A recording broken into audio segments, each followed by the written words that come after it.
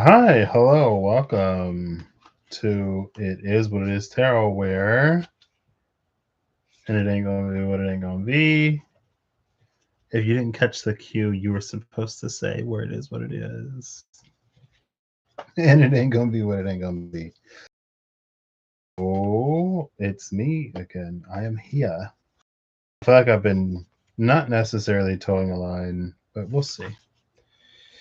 We'll see what the direction of this channel looks like in 2025 and onwards, because I didn't create this as a tarot channel.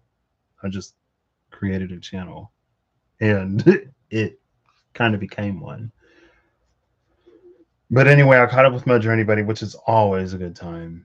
Um, and was able to just like, I don't know, share a space. Hey Holly, how you doing?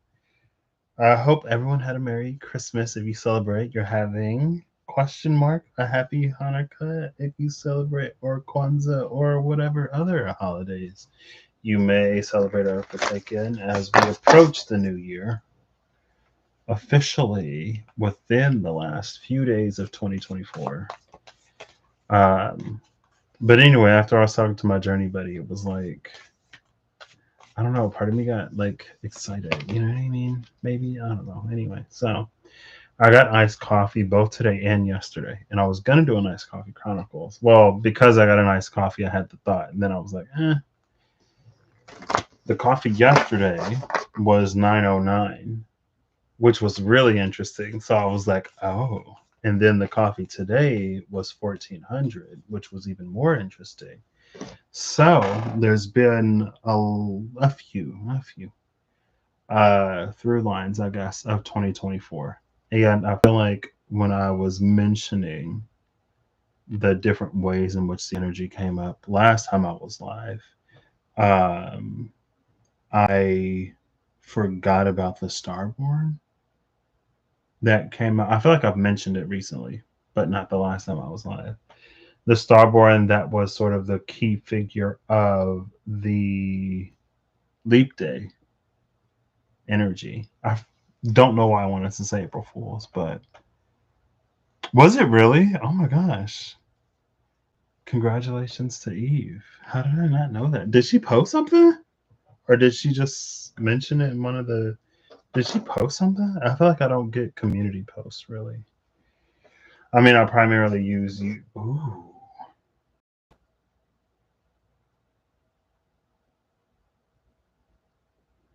So- I'm sorry. Oh gosh. The desert and the medallion. This makes me think of. Oh, okay. This makes me think of when the Five of Pentacles fell out. I think it was for the Patrick Basing Collective Alchemy, but it could have been for something else. When the Five of Pentacles fell out, and it was any card that fell out was like irrelevant.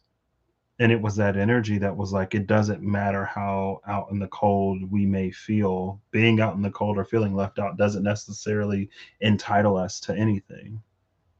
And so to have the one hand reaching up in the desert and getting nothing, while the other hand is reaching up and getting this medallion, it kind of sort of almost reinforces that. And it goes beyond the whole God helps those who help themselves.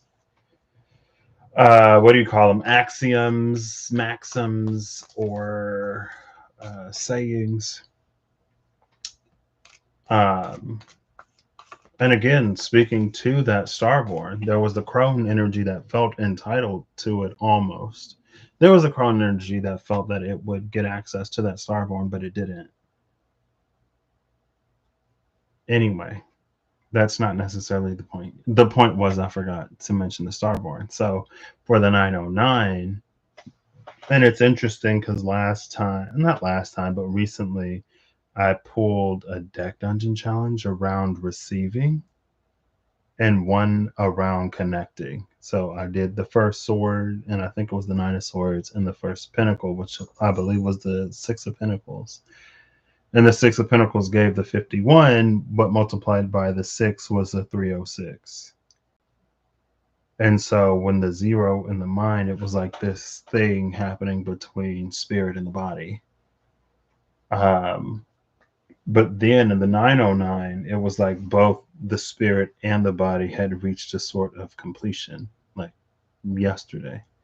There was something at the spirit soul level that is complete, and there's something at the body that is complete, and the mind is just a non-interfering sort of medium between the two. And then to get the 1400 today, which is like a temperance energy between the spirit and something beyond the spirit, I was like, whoa. And it's not 2025 yet, so I can still go live and pull cards. I'm kidding. Kind of. I don't know. We'll see.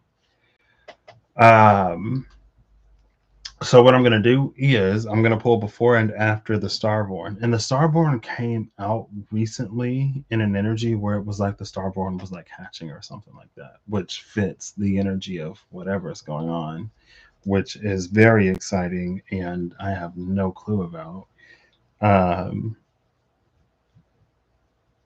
But yeah, so the 0 is that it's the egg in the middle. So the 909 is the completion at both the spirit and the body.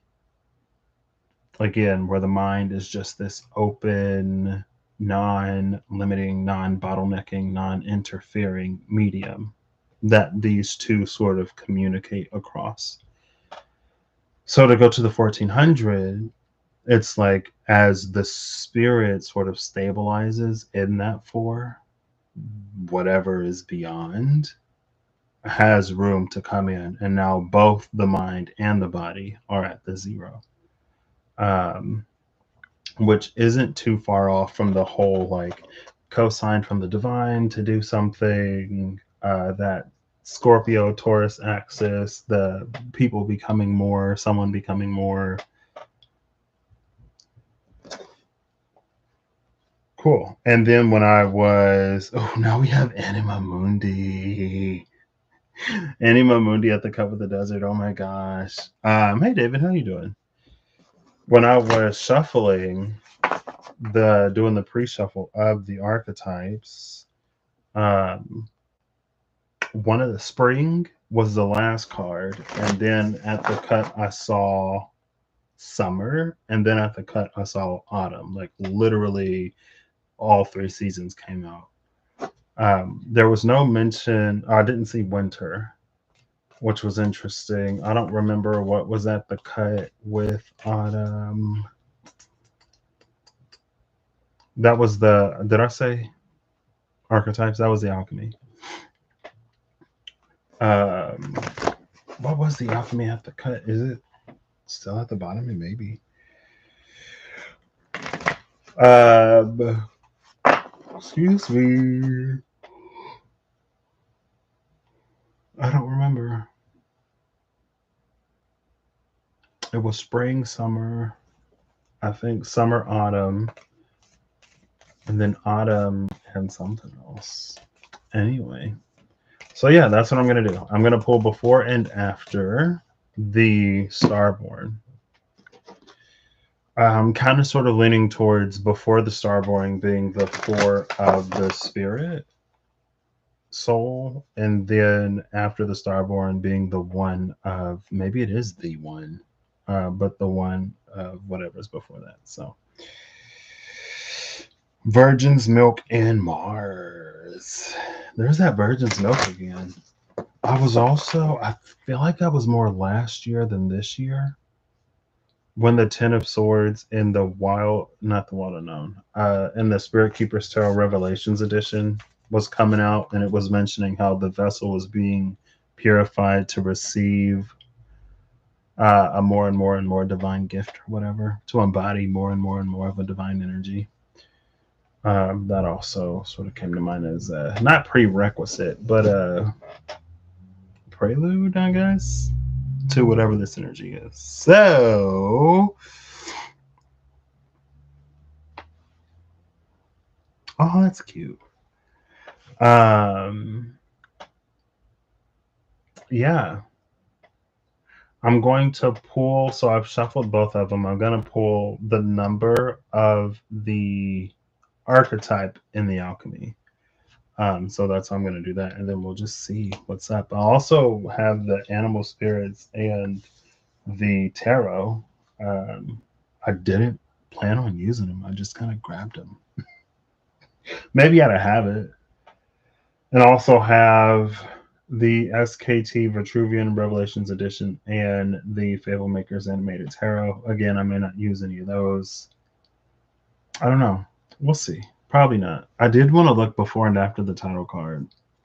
Because I'm curious, And I know I said last time that when the title card comes out, respect it, because sometimes we can overload our own capacity to the point where it's mostly detrimental and barely beneficial.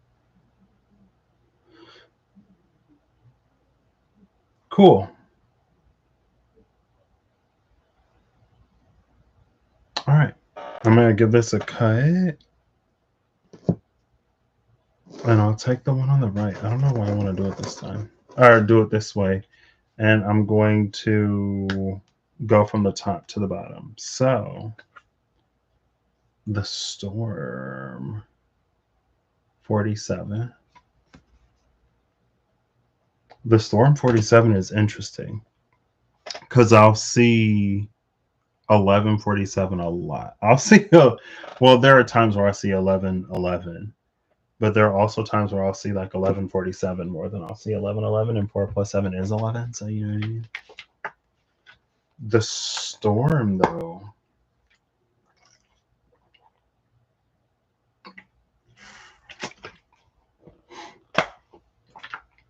I feel like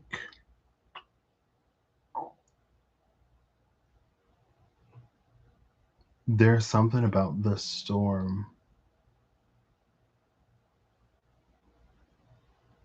It's almost like it jogs a thought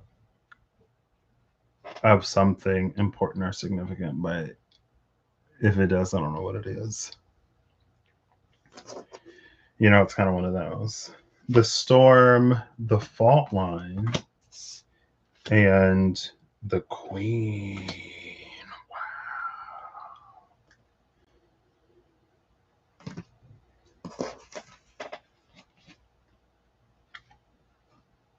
I just looked for the Queen. I believe last time. I think that was the last. Nah, maybe it wasn't. Maybe it was the time before the last time I was live.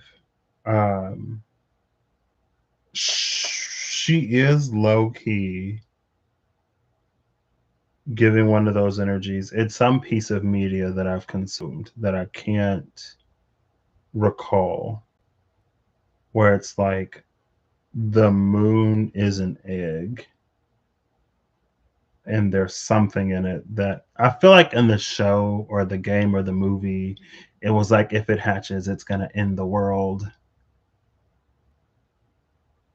But maybe not. I mean, the Moon Queen could also like be like a crack. This could be a lot of things. It's interesting that they're all in the 40s though. 47, 49, and 4. No, that's 11. I don't know where that was almost like XL to me. 47. Oh, that's 1111. 4711. But between that 4711, we have this 49 fault line. 4 plus 9 is 13, which is death in the tarot. And like even between the fault line and the storm, it almost looks like a black bolt of lightning.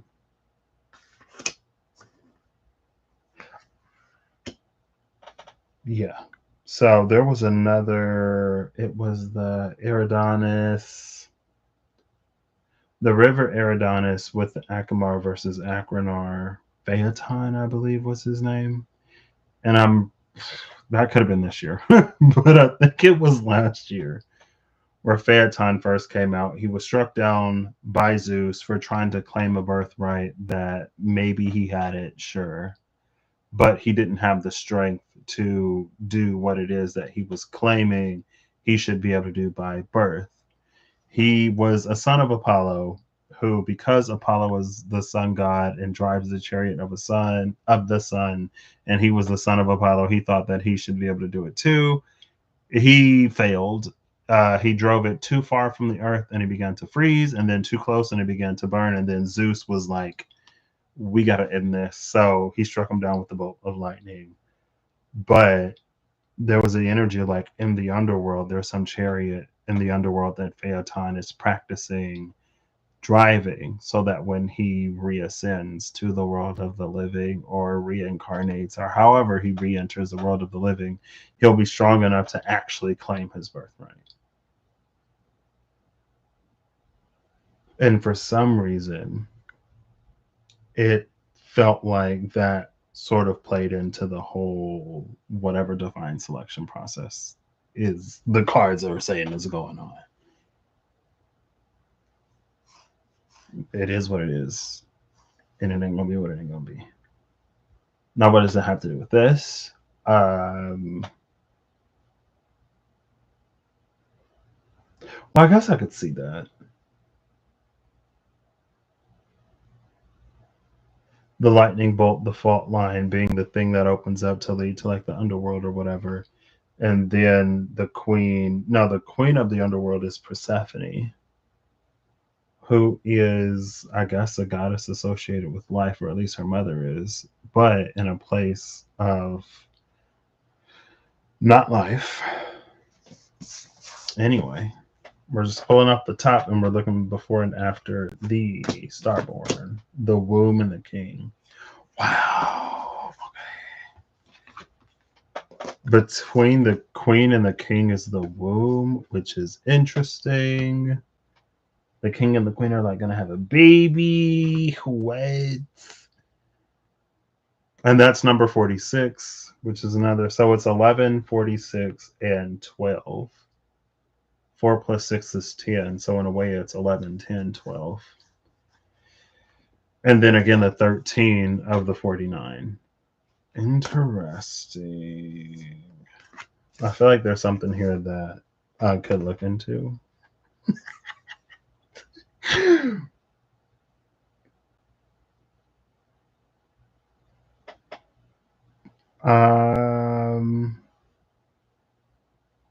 It was the vow, the maiden, and the nectar, I believe, was this energy.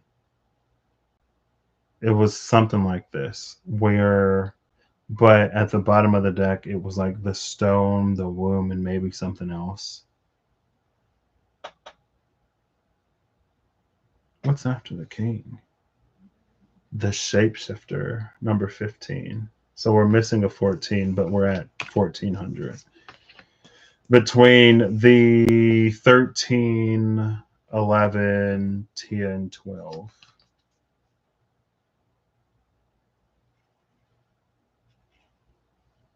Before the queen is the fault line. After the king is the shapeshifter.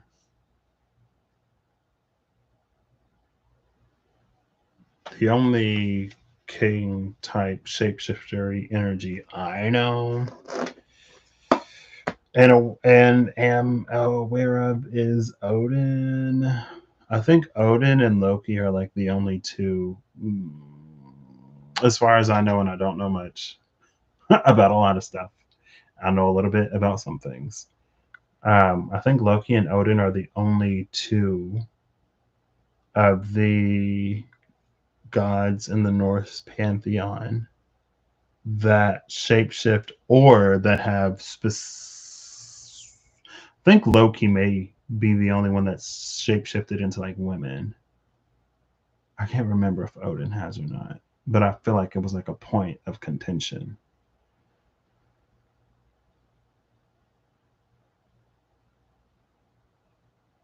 Shapeshifter King. This is interesting though. These are some interesting archetypes. The queen, the womb, the king. The fault line and the shapeshifter. Unless the shapeshifter is the child that is growing in the womb of the queen and king. Which I kind of It's its interesting thing.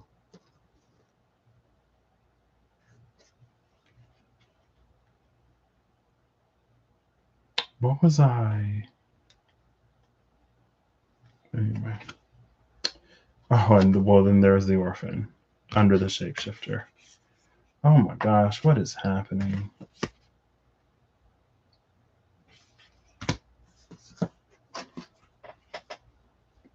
The queen, the womb, the king, the shapeshifter, and the orphan.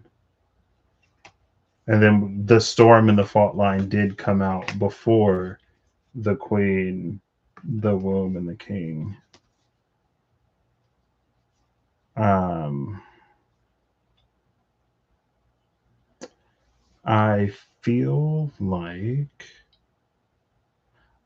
there was a time where I read multiple like energies in the same thing, and something like this came out. Also, it's making me think of one of the Dungeons and Dragons booster packs in the Magic the Gathering cards with the like sea prison thing and the warden and the magician and then the dragon guy, who it's like the warden lady had found the dragon guy and positioned herself to be relevant to who he is and what his power is when she literally had nothing to do with it. But she knew that if she positioned herself correctly, she could make him believe that she did. And the whatever the dragon was like this long lost noble royal whatever from the House of Dragons.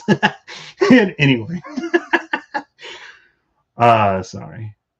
That was like a thing this summer. I've barely watched even half an episode of Game of Thrones. I didn't watch like the first season of House of Dragons, but I was with my dad's side of the family for the later half of the second season of the House of Dragons, and they were all about it, so I watched it.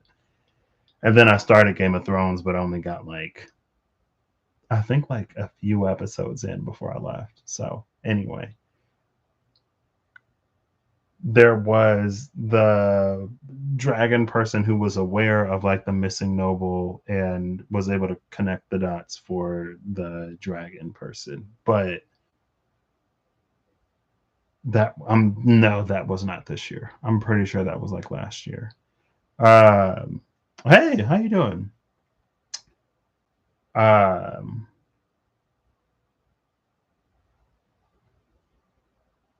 but it's almost here again, which is also interesting because Disney's Hercules, I'm pretty sure the last two times I was live, the energy of Disney's Hercules, where it was like every last drop must be drunken in order to make this god mortal, but because he was made mortal enough, he was separated from his like parents, right? I think the first time it came out, it was the energy of the cohesive power of water, and how if the horseshoes of the Zephyr were acquired from like the Knight of Swords as challenge or whatever, you could traverse water and not be bound by all of those sticky hydrogen oxygen sort of interactions with like the hydrogen bonding and stuff. Excuse me. I feel like this is like a story in and of itself. Because there's like the storm fault line, almost tower energy, something occurring, right? And then you have the queen, the womb, and the king. So there's a child of the king and the queen.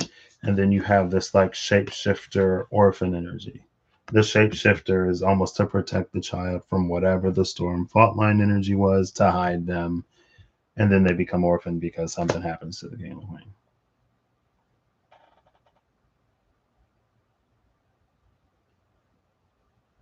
And I am looking for the Starborn.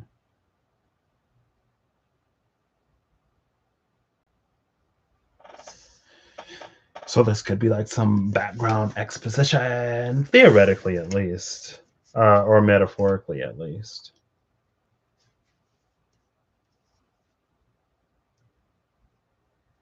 I feel like too, this almost speaks to an inherited, almost generational, it almost speaks more to an inherited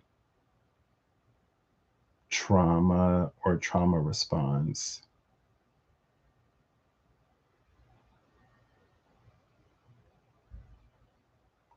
It's almost giving me like, again, I know a little bit about some things.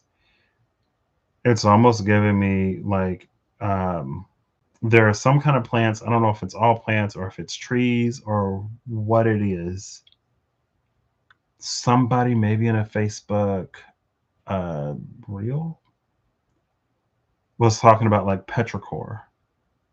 I think it was petrichor and how if there are like seeds and it's a particularly rough time, um, some plants will put something out so that the seeds know that it is not a good time to like germinate and sprout and stuff because it's just not a good time to be new in the game and trying to start up whatever. Like things are rough, resources are a little tight. And I think she said that like they put something out, like chemically or whatever, so that the seeds know that it's not a great time to grow. I think it was because of a limited access to like water. But when it rains and whatever is washed out, that's when the seeds, like that's when the chemical is diluted or removed and the seeds know, okay, it's time to grow. And I think she said that part of what that petrichor smell is like water dissolving whatever that chemical is. Maybe I could be mixing different things in my brain.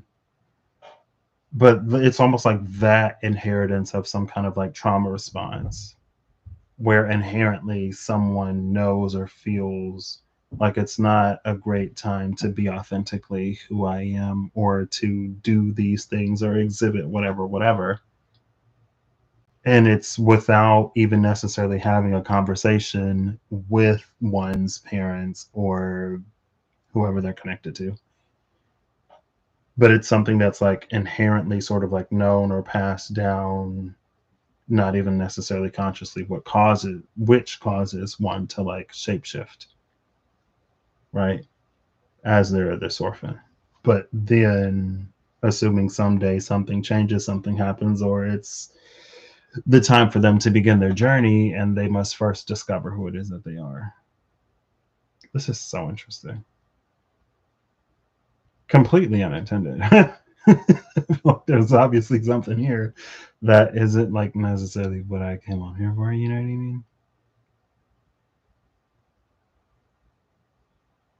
Wow, I did not expect that run of cards though. Especially like the queen, the womb, the king, and the orphan with that shapeshifter in there. Again, it feels like the storm and the fault line justifies why the shapeshifter is here. Also, it could explain why the king and queen may not be present to where this energy had to be orphaned. But we're still looking for the Starborn, which is, again, it's interesting that we're looking specifically for the Starborn, and these are the first 7 cards on the table. Then we have the Sustainer, the Ocean, the Dead End, Alethea, the Ring, the Castle, the Judge, the Shaman, the Thread, the Medallion, the Destroyer, the Healer, the Cave, the Empty Room, Eros, the Vessel, Kairos, the Offering, the Mystic, the Temple, the Vision, and the Crone.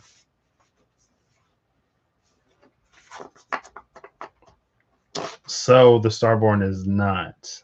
I kind of want to keep these. The Starborn is not.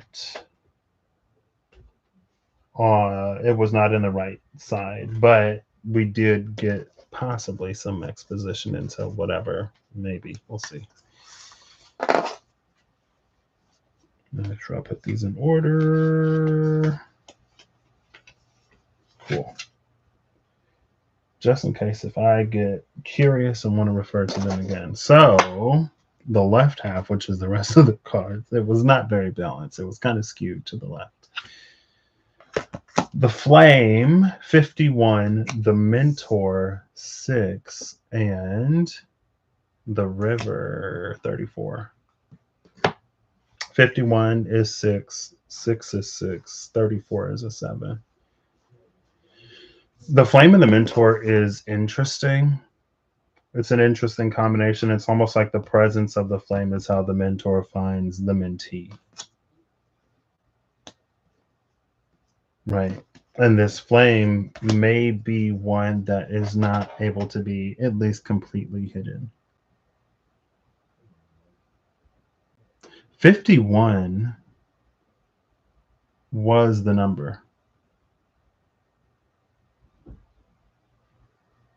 before I multiplied it by 6 to get the 306.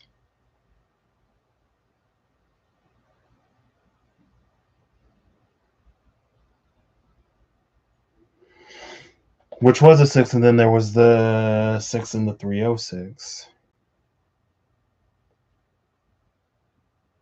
306 is the Fool and the Lovers. And then 34. 6 plus 34 is 40, plus 51 is 91. This river, though, last time I saw the river, I looked it up. And an interesting difference between Neptune and Poseidon. I almost said Pluto. An interesting difference between Neptune and Poseidon is that I believe Neptune is associated with fresh water, and Poseidon is associated with salt water. But Neptune is also associated with horses. I remember it came out and I looked it up and I was like, well, that's interesting.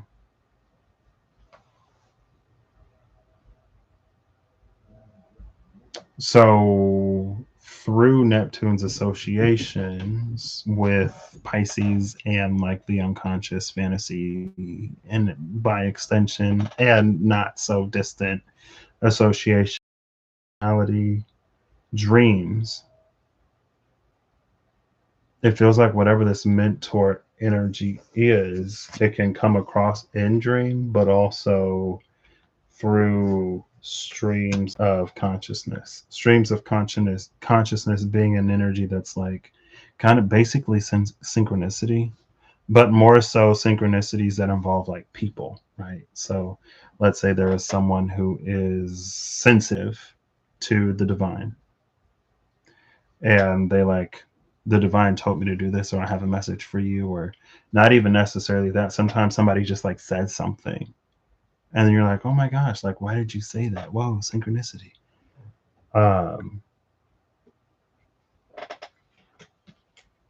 It is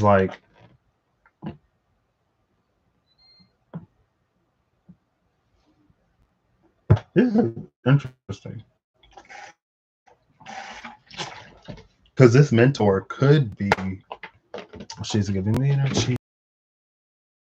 She's giving the energy where it is.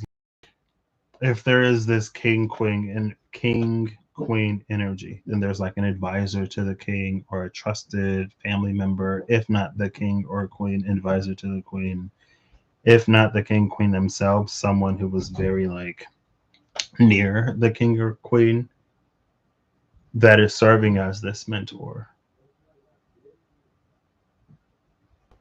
Now, in the story of the orphan and the storm in the fault line being something that happened to the king and queen, this mentor it would be low-hanging fruit in whatever this is, as the story narrative is constructing itself.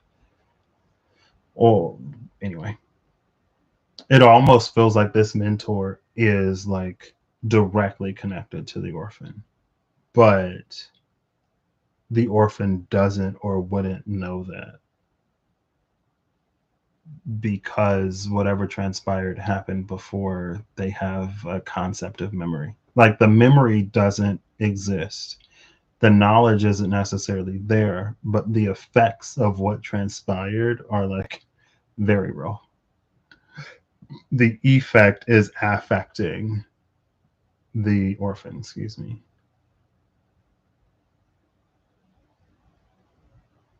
And this flame, it's giving me, I know it's not I Ching number 34. I am so clear in knowing that that's not it. Give me 1 second. I believe that this is charged. Oh, I hope it is. It may not be. There's an I Ching that's like darken the light. No. Yes, there we go. There's an I Ching that's like darken the light, and it's almost giving me that. 24%.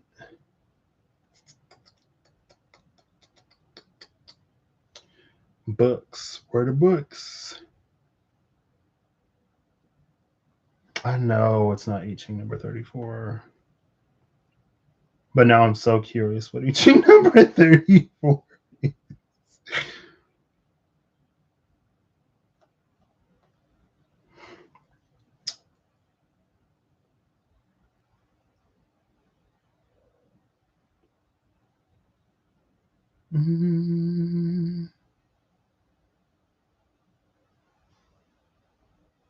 The details. I feel like it's some.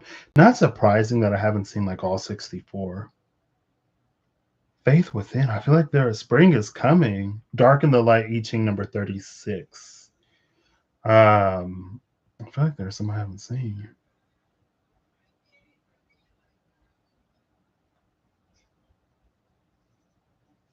Darkening the light. The sun has descended down into the belly of the earth. It is a time of transitions. One will come to an end while another is ascending. Use the darkness to your advantage. Wait until the darkness has set in completely before you start the uprising. Use darkness to veil your light. Begin the resistance of light under the veil of darkness. Do not compel the change. Let the time of transition take place in due course. Do not draw attention to your light, but do not let that inner light extinguish. A push for change is in the air, but the time for change has not yet come.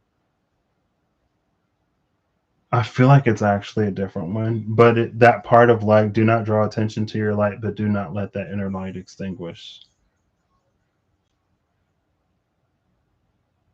That's this like flame. It's not necessarily noticeable enough or bright enough, partially because of the shapeshifter.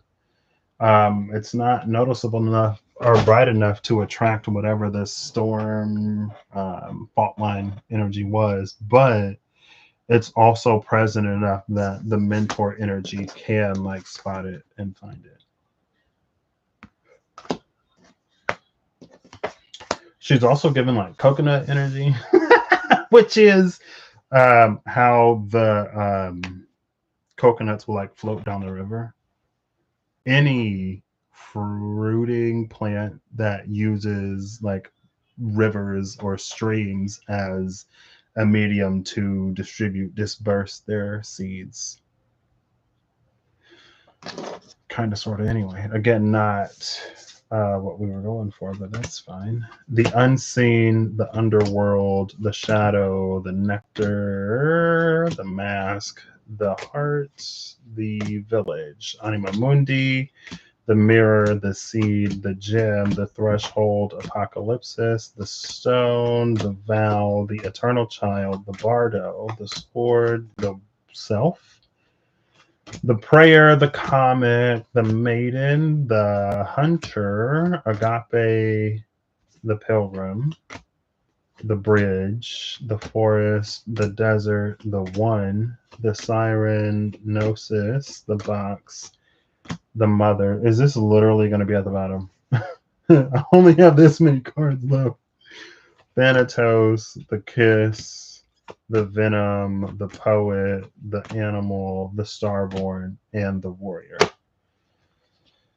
19 and 10. 19 is like the sun, 10 is like the wheel of fortune, but they both reduce to a 1.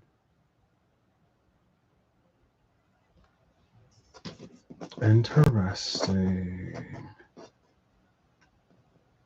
the animal, the starborn, and the warrior. I guess I'll set these 3 aside too.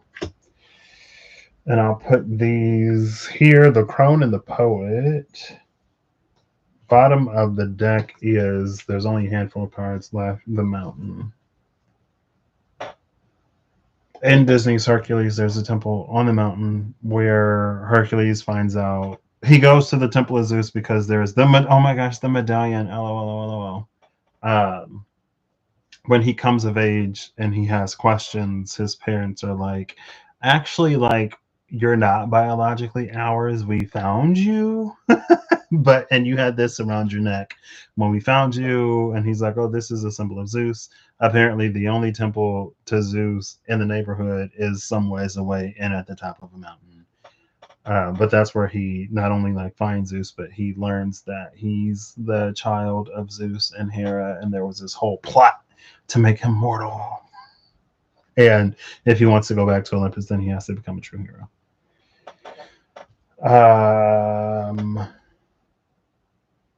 There's also a card in that deck that I don't know. I don't have it. I don't know what deck it is. I know that Reem has it, the Rare Gazelle.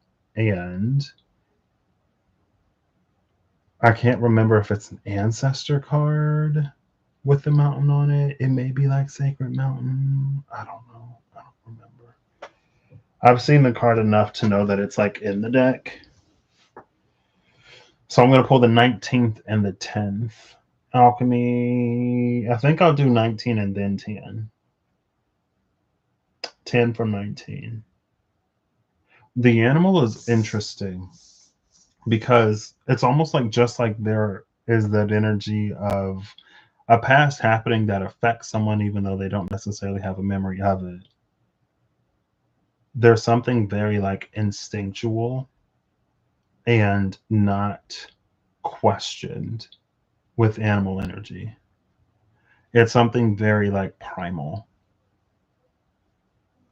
Primal, not necessarily in the context of like, I feel like how you would usually use it. It's like primal in an animalistic way, not necessarily primal in like an energetic way, even though it could be. But like, there are things that are like inherently different. Like with Hercules and Disney's Hercules, it was his strength, right? It was not a relic. It's something of his divinity that remained even though he was made mortal. And he didn't have to activate it. He didn't have to meditate or do some kind of ritual or go into the caves of remembrance or get an Akashic, whatever. He didn't, there was nothing that needed to be done in order for it to be there. Type of energy. No shade to any of that stuff, obviously, but it wasn't necessary, which is the point. Even when he had no knowledge, it's something that remained like with him. And then the warrior is here, which is interesting because we saw Mars at the cut with something that I don't remember. It was Virgin's Milk and Mars.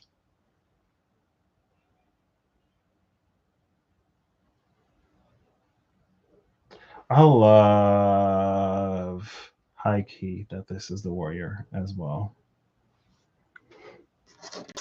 For I feel like obvious reasons. I'm gonna pull it from the top. So 1, 2, 3, 4, 5, 6, 7, 8, 9, 10, 11, 12, 13, 14, 15, 16, 17, 18, 19. I was going to put it face up, but I'll leave it face down for now. Again, this is because it's the archetype of the animal, it's something that is innate within someone. So whatever this alchemy is, it isn't necessarily, it feels like, again, it's like it's inherent, it's innate, it's natural. It is nothing that need be sought. Could also be related to the flame because it could be. 1, 2, 3, 4, 5, 6, 7, 8, 9, 10. Now, when it comes to the warrior, you have autumn. What was the bottom over here? Oops. The oil of vitriol, revealed itself, but the actual bottom slid out, and it's virgin's milk.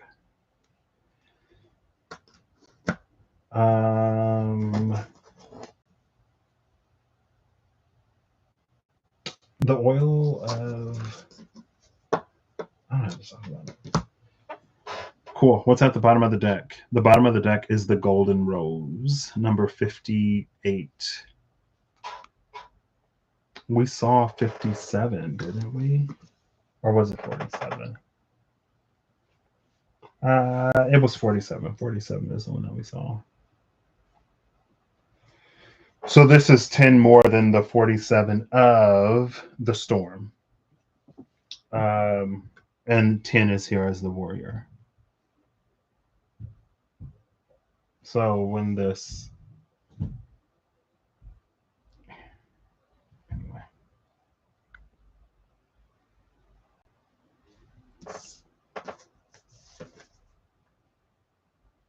This Warrior is interesting.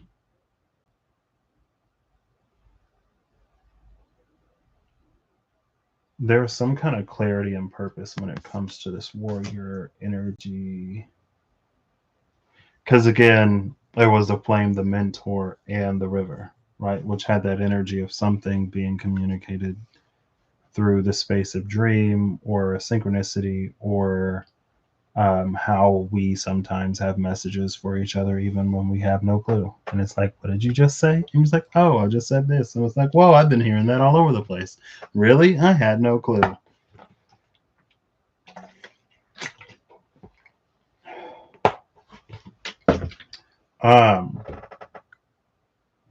But there's some kind of like purpose and clarity of knowing with this warrior energy.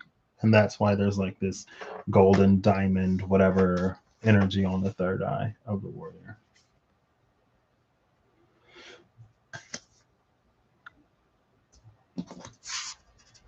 So I don't know if it's like the raw, primal, or instinctive given form and purpose, if it's an evolution of that, if it's almost like an application of it in some way.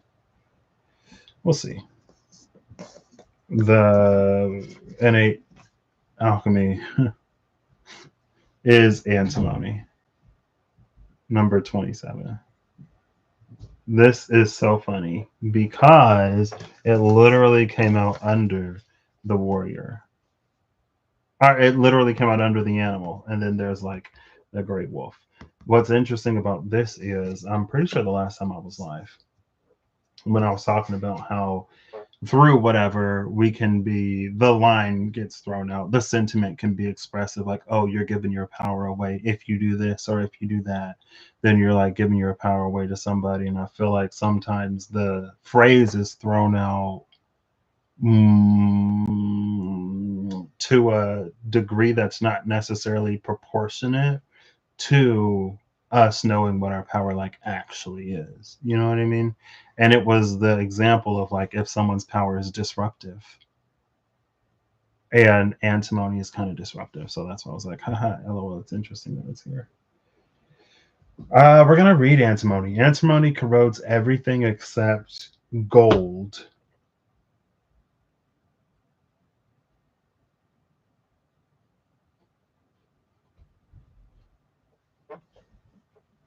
Oof. There's an almost self-destructive energy here. I say that because it's almost like everything was corroded on this warrior except for the gold that surrounded the diamond that's on its third eye. Like there is no flesh, just bone. I guess you could say the bones aren't corroded. But if we had the shapeshifter before,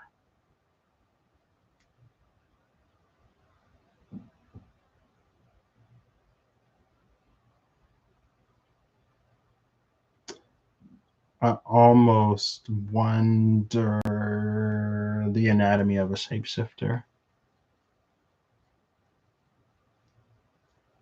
in terms of if there is something that is like consistent regardless of what form is taken. Anyway, antimony, wildness, fierceness, and hunger. In medieval times, antimony became known as the Grey Wolf of alchemy. This was due to the metalloid's unpredictable qualities and its ability to eat away at materials in the laboratory. Gold is one of the few materials to withstand contact with it. For these reasons, this card must be read with delicacy. On one hand, it represents the wild and free spirit that longs to express itself in the world. On the other hand, it represents a fierceness that can turn destructive or corrosive at the drop of a hat. The message here is clear. Channel the Grey Wolf's energy toward creativity. Challenge it to come out from the shadows and express itself. Embark on the creative project or adventure that's calling you rather than focusing on why you can't. Once you begin, don't quit. The Grey Wolf responds to respect, not repression. Wasn't there a run of cards that was like the shadow,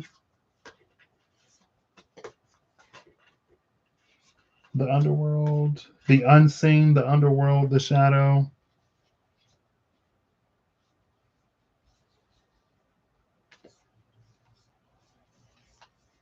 I feel like it was like towards the top, the mask.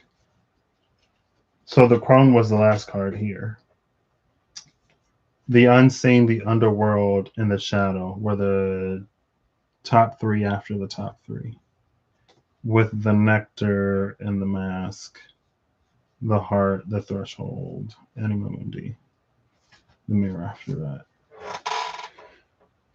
Yeah, it's a potentially like self-destructive energy, and maybe a part of it is how corrosive it can be to the self. Almost one of those where sometimes before we find a balance, we kind of sort of play in between extremes. Now, anyway, I was gonna use Disney Hercules again and like about how destructive his strength was before he learned to control it on accident. Like he wasn't purposefully going around like destroying people's homes and livelihoods, but he didn't know his own strength, so it kind of happened. There is something about the animal.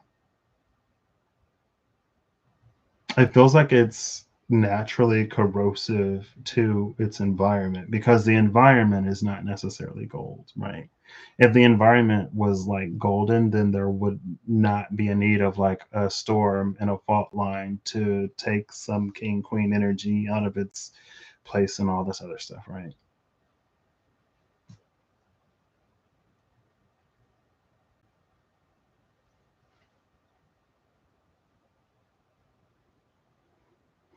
So when the pet in the place of the king queen, whatever sort of established itself, it obviously would have needed to get rid of them for some kind of reason or another. And their child is just as corrosive to whatever's come to be as like they are or were or would have been. Now, there's something interesting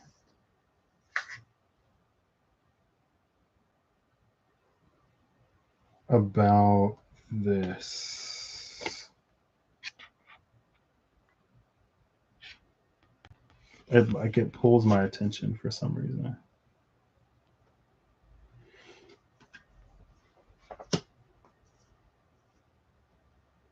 And again, the bottom of the deck is the golden rose.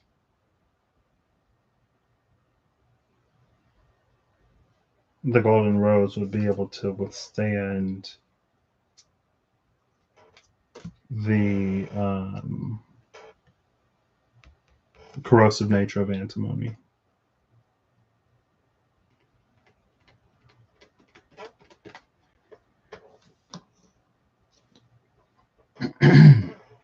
So the warrior, again, is something that gives this purpose.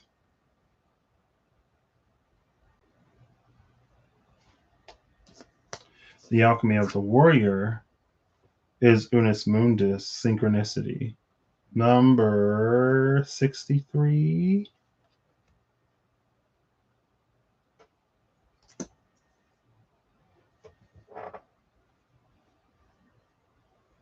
This is a 9-9, isn't it? 27 is a 9, 63 is a 9. But to go from the 27 to the 63, you have to move 1 from the 7 to the 2 and flip it. Right? Because if you move 1 from the 7 to the 2, it'd be 36. And then you flip it to get the 63.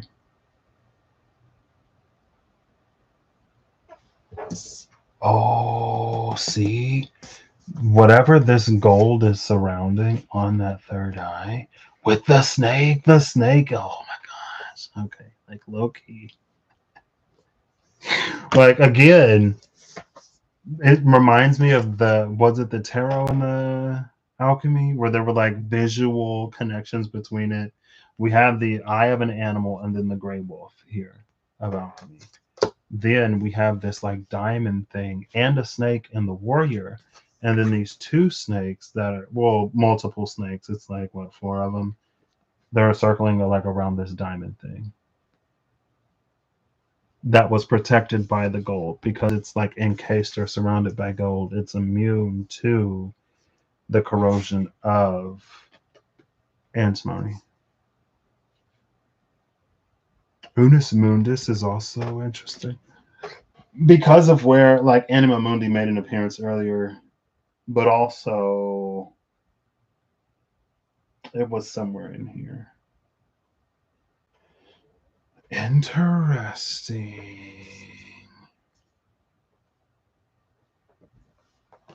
Number 63.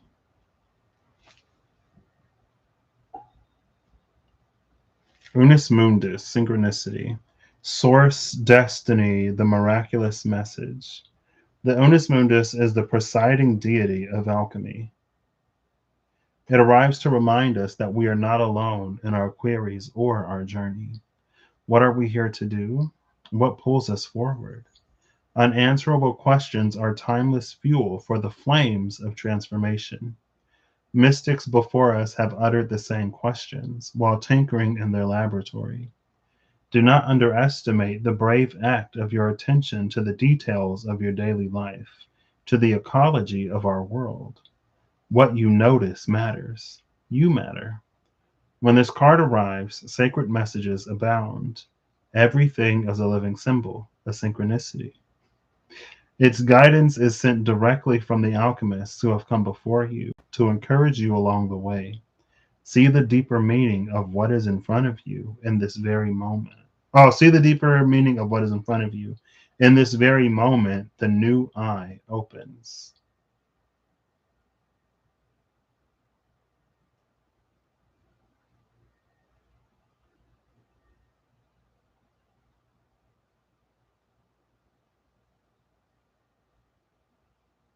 Yeah. Okay. I was like, something in there caught my attention, but then I like by the time I finished reading it, I lost it. Besides the like more obvious ones. Right.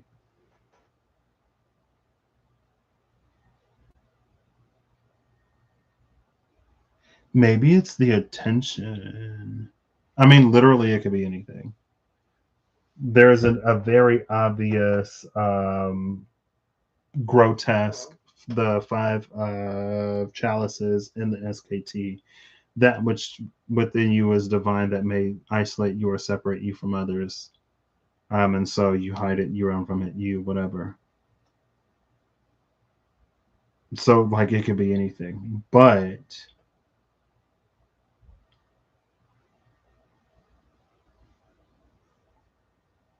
I don't know if it's necessarily attention.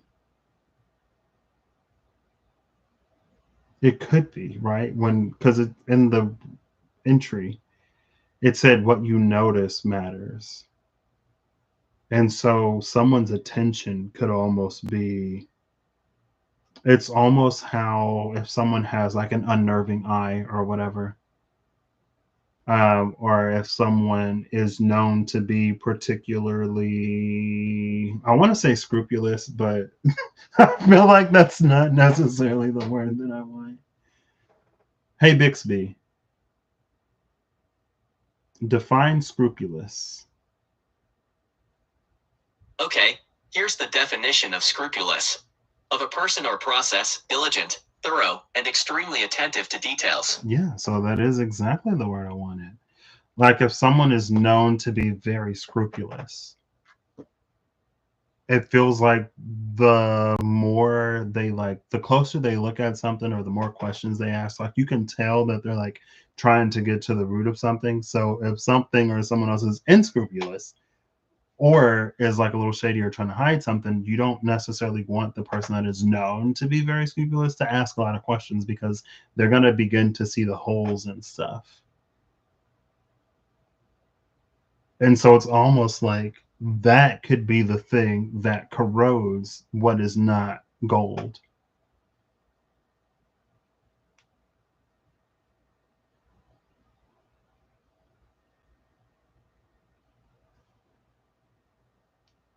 And it's a lens that would, because of, again, the skeleton here, it's a lens that would also be applied to the self. As humans, it can be very easy to be like very scrupulous or question, not necessarily trusting, discerning of others, but not necessarily of ourselves and our own intentions and how we navigate and operate and stuff like that. Because it's just easier when it's someone else or something outside of you. But for this energy, they themselves are not immune. But it helps them get to the truth of something or get to the truth of who they are when everything else is stripped away in this warrior energy. Interesting. Oh my gosh, this is a 9-9. This is a 9-9. The 909. 9 goose egg 9 of the thing yesterday. That was the order number yesterday. Today was 1400. Interesting. The golden rose is 58, which is a 13, just like the 49 of the fault line.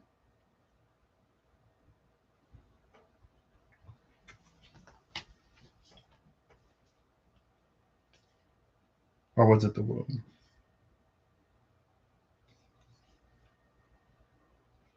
Yeah, the fault line is 49. So if you move one from the 9 to the 4, you get the 58 from the 39. So you don't have to flip it. But it's interesting that this energy is flipped. Right, to go from 27 to 63, you move one from the 7 to the 2, and then you flip it. It's interesting that you flip it because there's like the light snake and the pattern snake, and they're like moving in opposite directions. But that's also something characteristic of, I've been wanting to do this for a long time, but I've never, I mean, every time I remembered, whatever. It's like hysteresis, which is not like hysteresis or hysterics, or it could be. Um, I believe, because I have not looked it up since I had the idea a while ago. Hysteresis is like if you have a process, or let's say an instrument that measures something, the difference between like if you go one way and when you come back, the difference at like the same point where you should get the same number, if there's a difference, that's like your hysteresis error or whatever, right? So let's say that if you're heating something up or cooling it, like if you're heating something up at 50 degrees, it takes this much energy to, or it's using like this much energy as it's heating up at the 50-degree mark. But if you're cooling it down, then it uses like a different amount of energy, because cooling is typically something that happens naturally. Heating is also something that happens. It depends on the environment, right? But it's like when you're heating it up at a certain point, there could be differences than like if you're cooling it down. And that's like hysteresis, that difference. Oh, yeah, I'm bringing it up here because, again, it's like it's something about that attention to detail or what you're noticing. If you notice a difference between something where it should theoretically be the same, but depending on like if it's ascending or descending, depending on the weather, the time, the temperature, whatever, you get a difference. And the synchronicity, it's almost like if it's truth, if it's gold, then it will be the same. If it's a greater truth, then the circumstances, it's like it's not as situational. The situationality of it is irrelevant when it's a greater truth. It doesn't matter, whatever. Now I feel like I gotta actually look it up. Let's see if Bixby can define it. Hey, Bixby, define hysteresis. Here's what I found online. Bixby said history, sis. Hysteresis. I don't know if I can spell it. Hey, Bixby, define hysteresis. Okay, here's what I found online. Oh, there was another E in there. Hysteresis is the dependence of the state of a system on its history. First, use your fingerprints to... Okay, girl.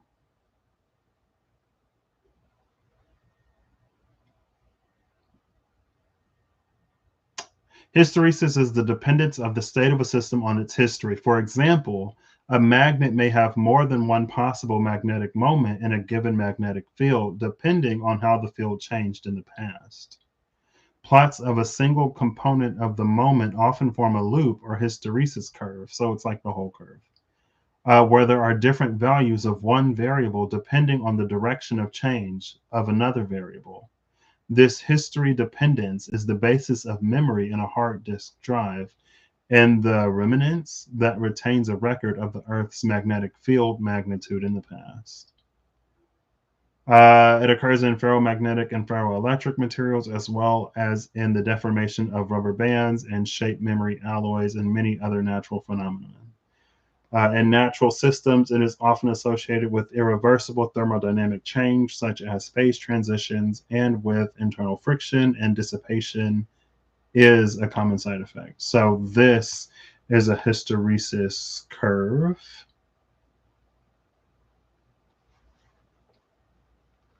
Right? So you can basically see that like as the process moves in one direction, you get a certain set of outputs, but if you go back, you get a different set of outputs, and that difference is like the hysteresis.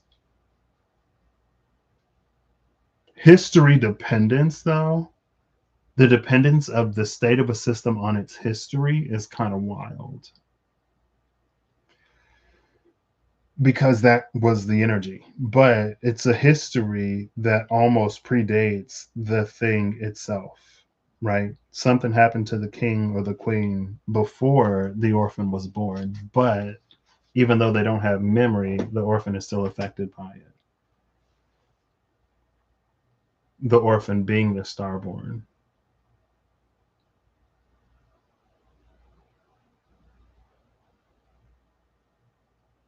So there's something within the warrior that consolidates whatever that difference is. It like collapses the curve to make Unus Mundus synchron, or maybe that's the point of this Unus Mundus synchronicity. Maybe this is what the warrior is doing to remove whatever this instinctual power, remnant, whatever is, to remove its dependency or not triggerability, to remove whatever history's effect on whatever, right? Now I have the SKT and the Spirit Keeper's Tarot. So 19 is the Sun, 10 is the Wheel of Fortune. But in the Spirit Keeper's Tarot, the Warrior is the Sun is the Warrior. So there's an interesting tie between the number association and the title.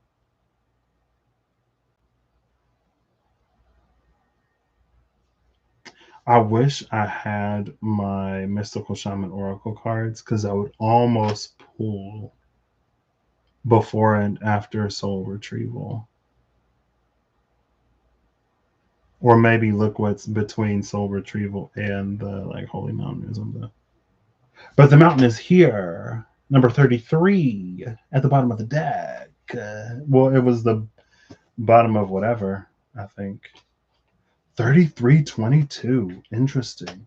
The mountain, the creator. Oh my gosh. The creator and the mountain. LOL. And then the riddle is behind that. The mountain, the creator, the riddle. I could look. Would I use the Vitruvian edition? I would use both the Vitruvian and Revelations editions, and then not compare. Well, compare the before and after.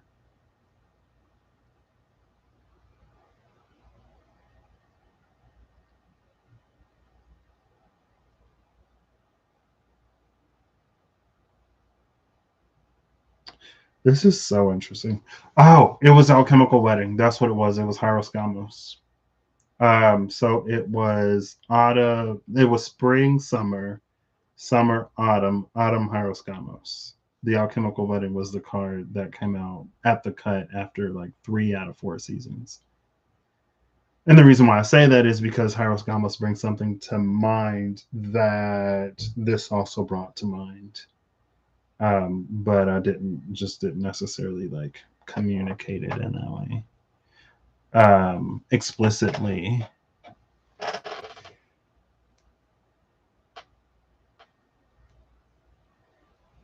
What's all this? Oh, so those were I was like, what are the alchemy is like split in half. So that's the half that was like the 18 and the 9 before the 19th and the 10th, and then that's everything that was left. That's the bottom of what was left, which is an 8. 998. 899. Yeah, I guess I'm gonna do that. I don't know. Just give me a second. I gotta reach for it. I'm feeling a little lazy.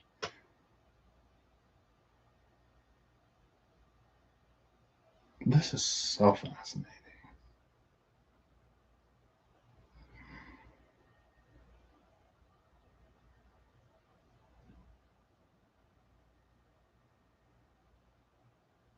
This glass, though,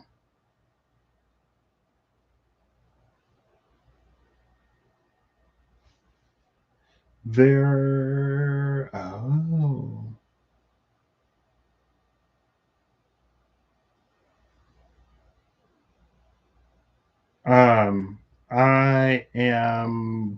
I finished a game last night, yesterday, last night. I finished the game, and at one point, it was said that one of the characters was so angry that they like rained fire down upon an island and like turned the whole thing into glass, basically. But I saw something else, I think yesterday, about glass.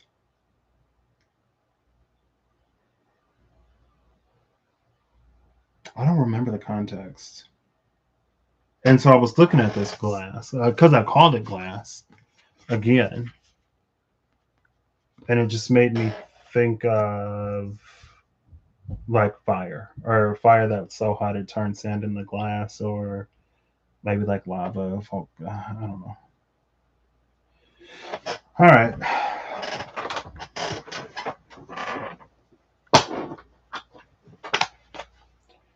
Now I gotta move these. This is so. Oh! 33, 34. I didn't even catch that. Between the mountain and the river. 33, 34.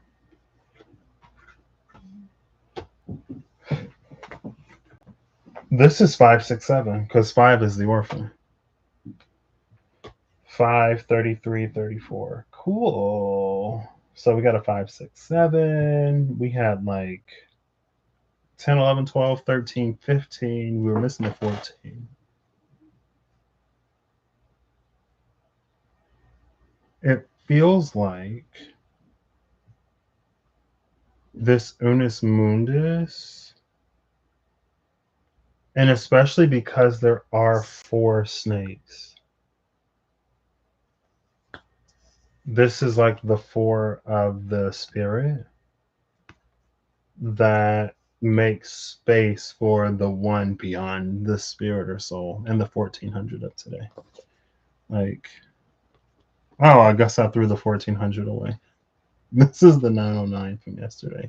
Why do you still have it? Mind your business. For illustrative purposes, obviously. That was the 909 of yesterday. The 1400 of today, I already threw it away.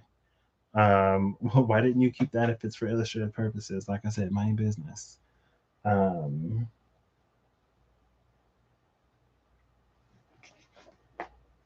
that it's an energy that's come out before, and it's one that I thought of recently.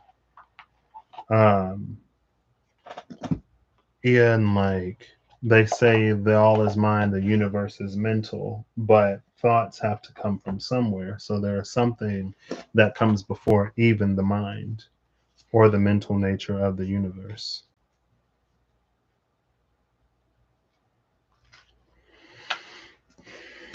The chariot, interesting. Oh, it's not there anymore. The chariot would have been so, and well, then there's the 4 of wands, though. Yeah, I don't know what this energy is. All right, we give it 2 more. I'm looking before and after the warrior, so I don't need anything to flip over or fall out or jump out or whatever. I'm looking from the bottom, okay? The necromancer, the shining waters, and the force. This moon. Oh, and then the warrior is literally right there with the force. Shout out to Leo energy. The necromancer being the moon and the shining waters again, it's given the energy of the mentor and the river. And then I guess the flame would be the force.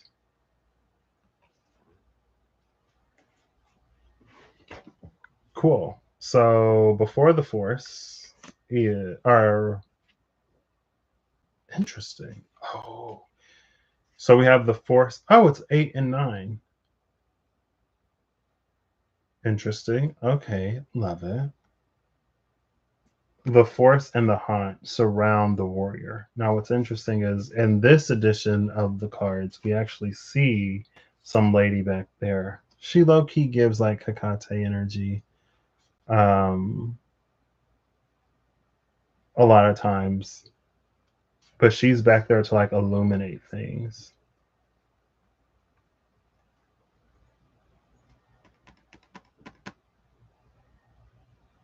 Maybe she's that mentor energy.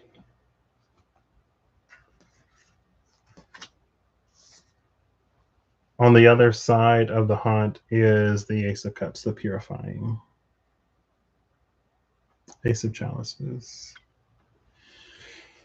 Interesting. Now we don't see it in this card. Yeah, I guess we do.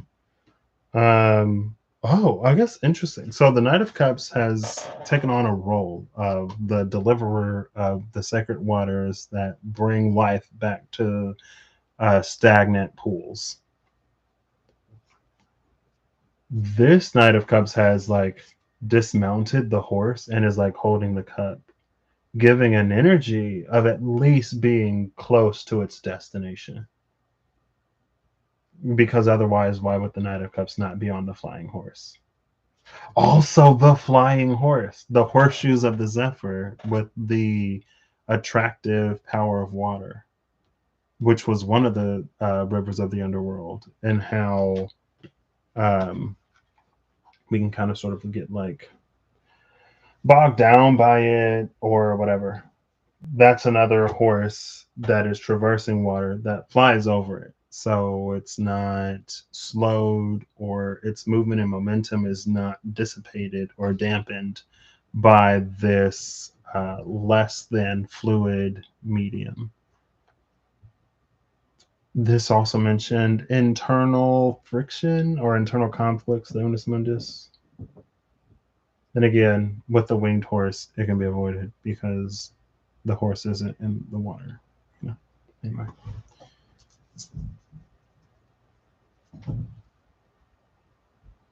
See,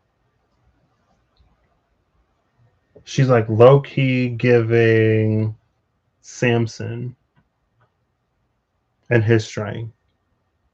Low key giving, obviously, like Hercules and the Nemean lion, or any one of Hercules' tasks, but also like a Superman Krypton, because it's like as the sun is rising, then this angel is growing in strength. So she's also apparently low key giving Escanor.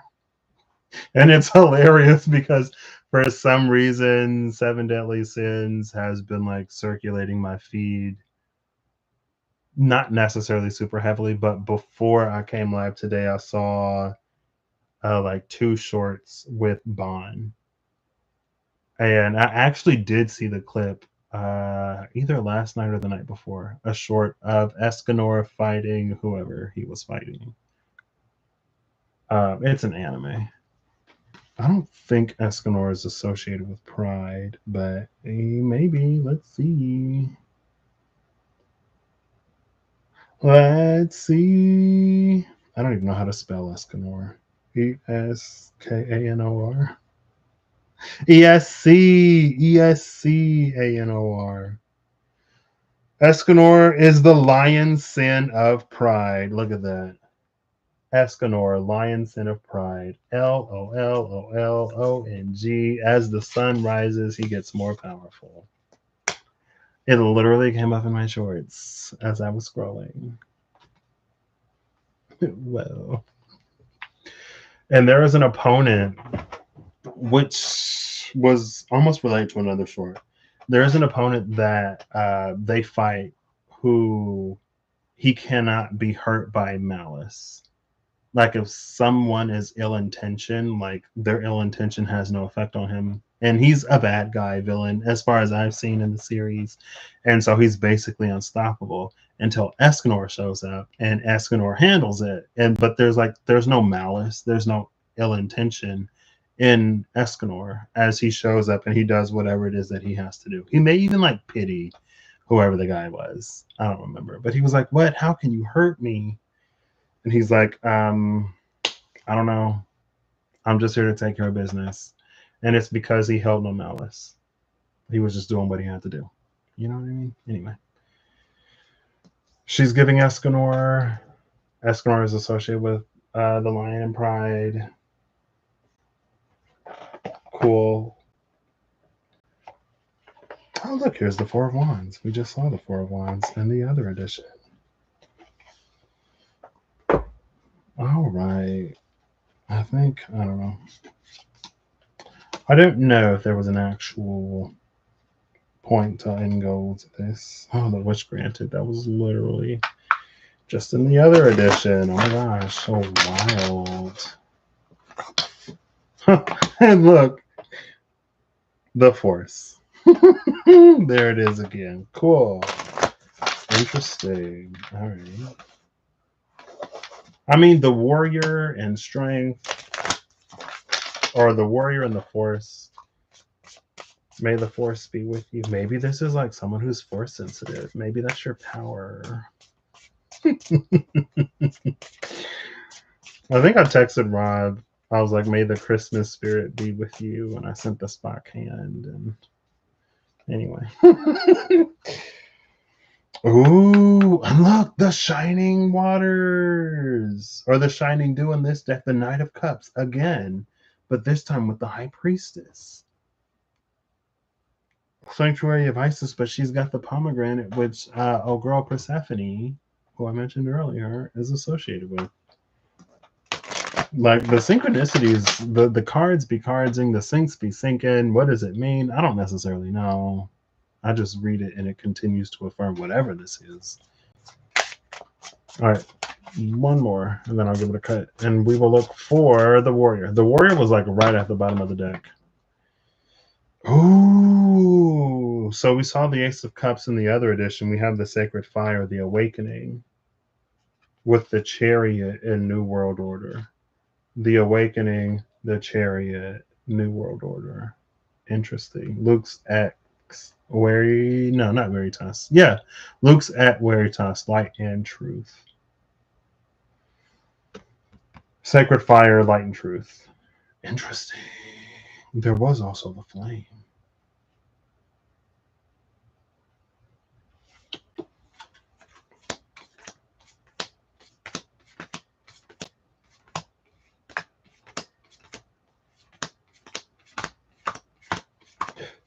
Let me try to like the warrior.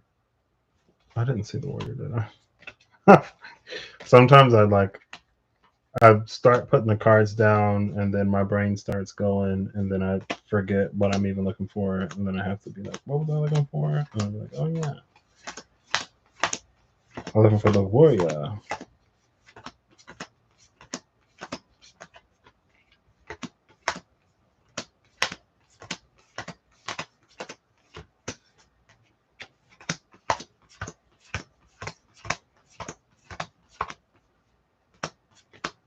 So we're not going to see either card because I've just seen both of them with this warrior.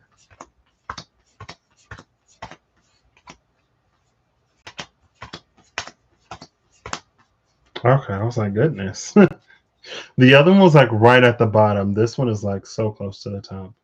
We have the Dark Horse, Mars and Leo, which Mars, I believe, is still in Leo, retrograde.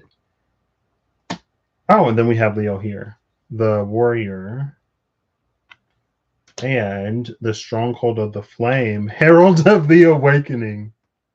Herald of the Awakening, where the Ace of Scepters, the Awakening, was literally the card at the bottom of the deck. That is so interesting. Herald of the Awakening and the Awakening.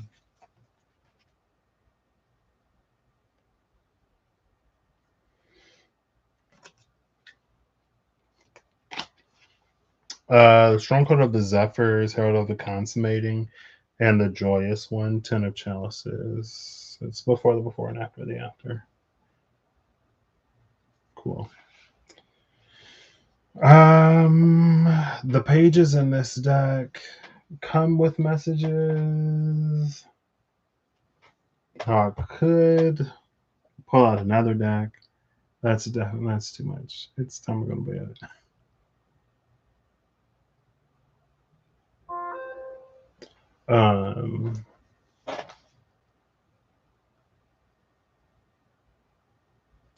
My friends. Oh. I'm trying to think if I want to get one or not.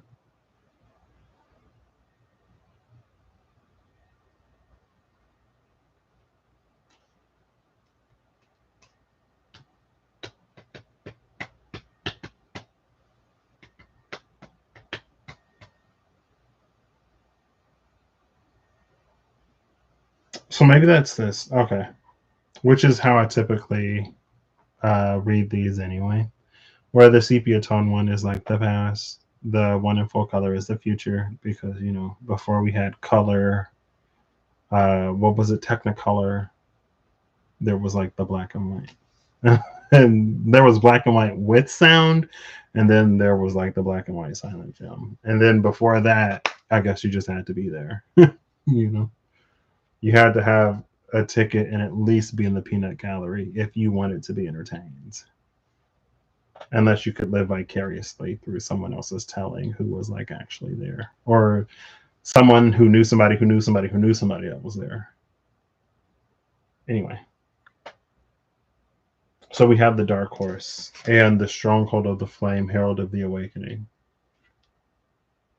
The dark horse with the gray wolf is not surprising. That's why I was like, typically I read these as the past.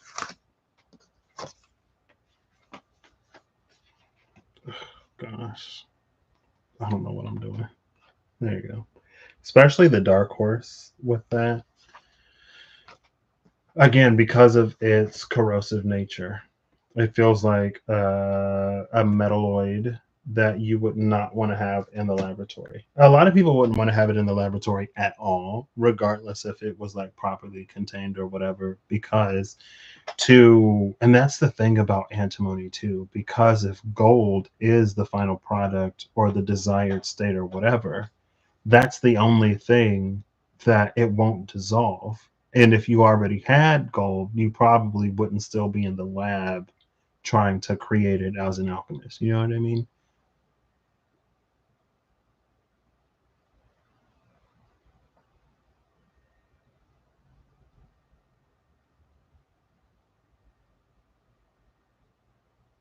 So maybe the envelope on the Herald of the Awakening sort of like symbolizes whatever the messages are that one receives from the mentor, however that plays out.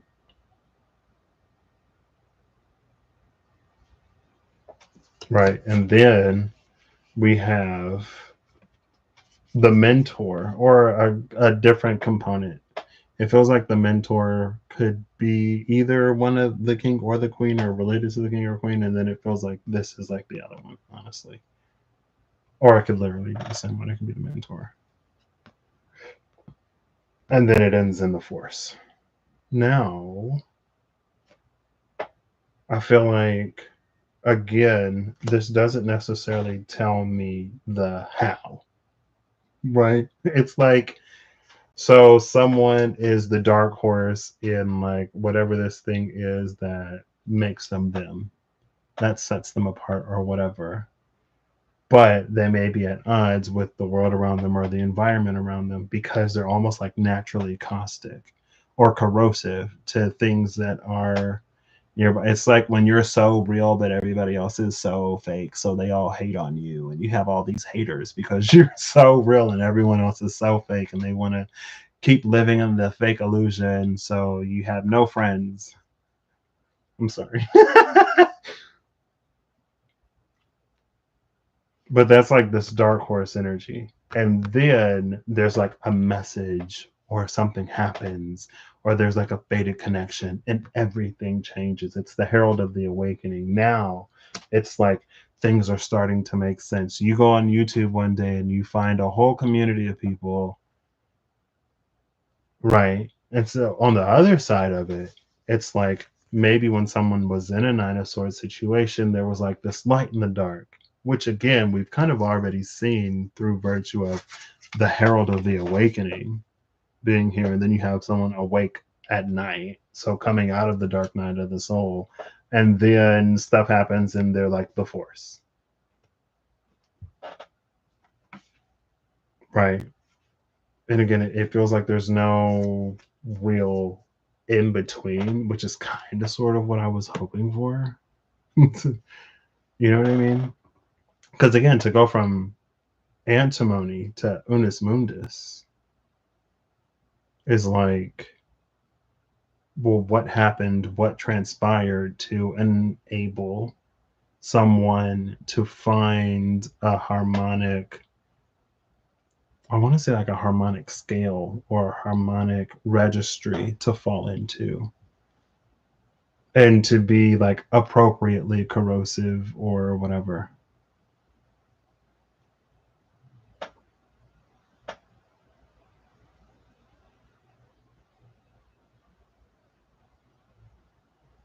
Also, the moon was the egg, right? And the fault line was the crack. That's the fault line on the starboard. And then we have the moon down here, which is the necromancer again. It was the golden moon, the queen. So it's almost this like full circle energy.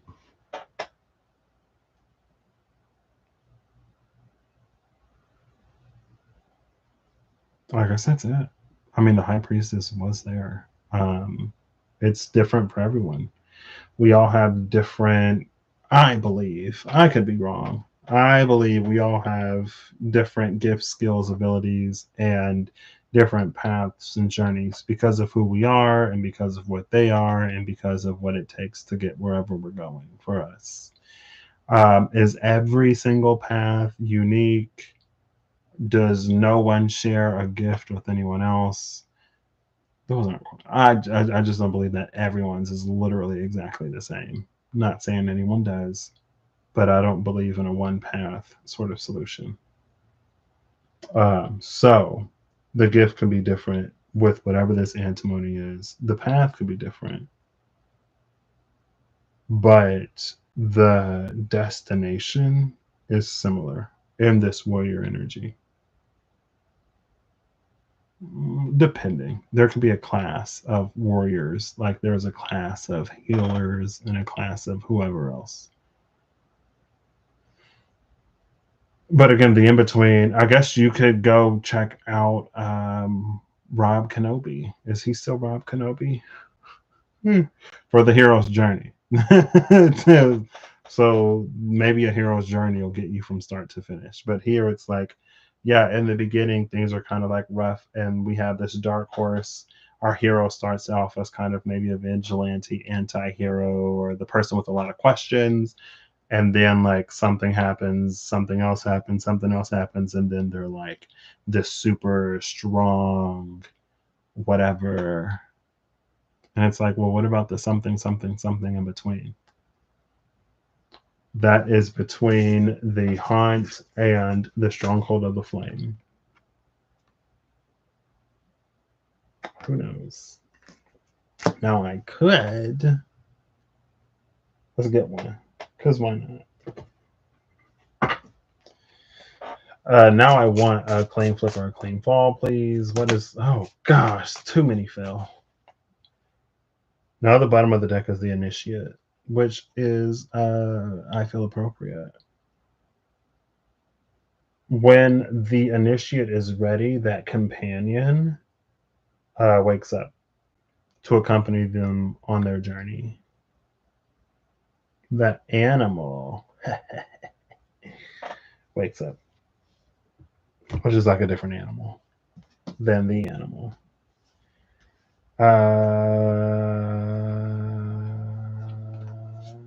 This is a lot of cards. We got the Bereaved, the Three of Swords, the Ferryman, Six of Swords, the Mason, Three of Pentacles, the Ebony Shield, Power and Authority of Earth, the Corruptor, Seven of Chalices, the Empress, Gloria Mundi, Arania's Gate, and the Conservator, Four of Orbs. We got the Three and the Four of Pentacles. Well, the Three of Pentacles, the Queen of Pentacles, Ebony Shield, and the Four of Pentacles.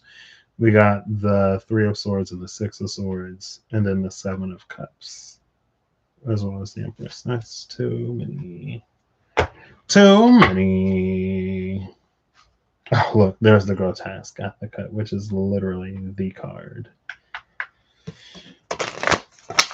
that I mentioned earlier about the thing that makes us unique and divine, but may separate us from others. And so we try to hide it or run from it or whatever instead of embracing it. Cool. All right. Like 3 card maximum. Clean flipper, clean fall. What is the message that this Herald of the Awakening brings to our dark horse animal, gray wolf, starborn before they become the warrior?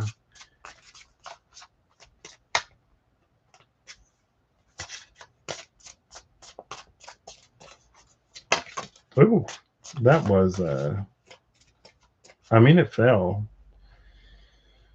Interesting.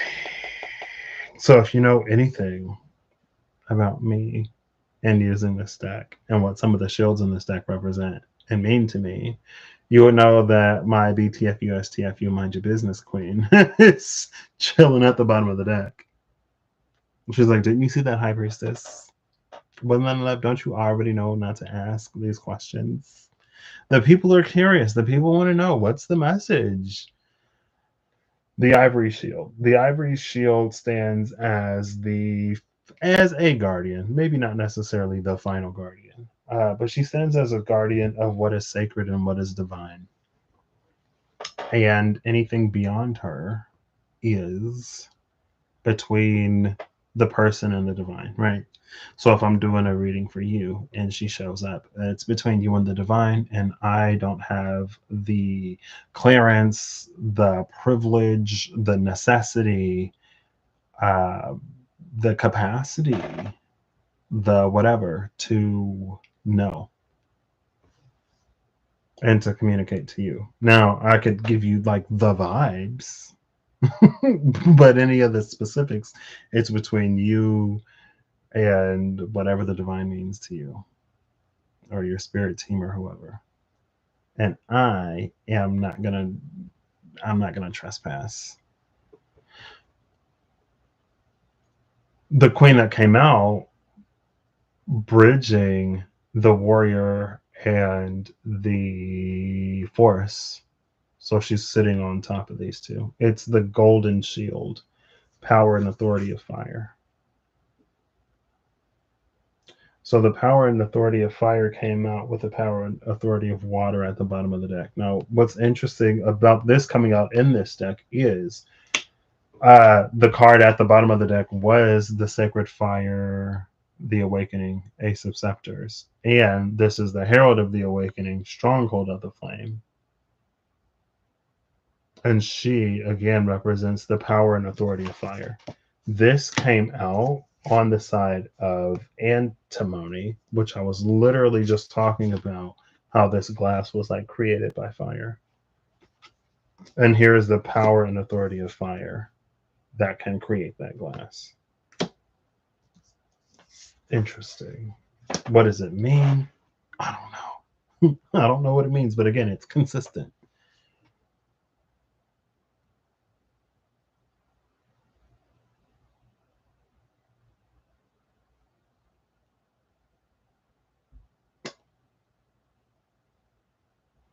Glass was the collective alchemy, because there was glass in the Eight of Cups. It was the true collective alchemy. At least. I can't remember if it was related to both the Patrick facing collective and the collective, or if it was just the true collective. I want to say it was just the true collective, because it was the glass and the Eight of Cups, and then it was lightning and the sun. So yeah, glass was that true collective alchemy. But this antimony forges its own glass through the power and authority of fire. See, I wish I had the mystical shaman oracle cards with me, because I could like look before and after fire. You know what I mean? I have the elemental oracle. No shade to the deck, which I could use. I mean, maybe I will. Or maybe I shouldn't, because the Queen of Cups is at the bottom of the deck.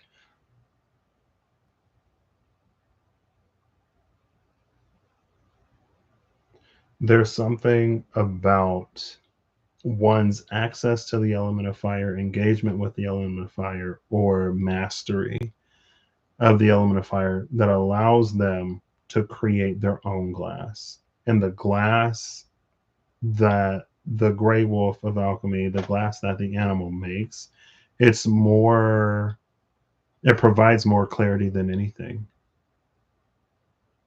Again, because of the storm and the fault line, you're not going to get glass from a con artist that's going to allow you a clarity to see past the scam. Because why would they do that? You know what I mean?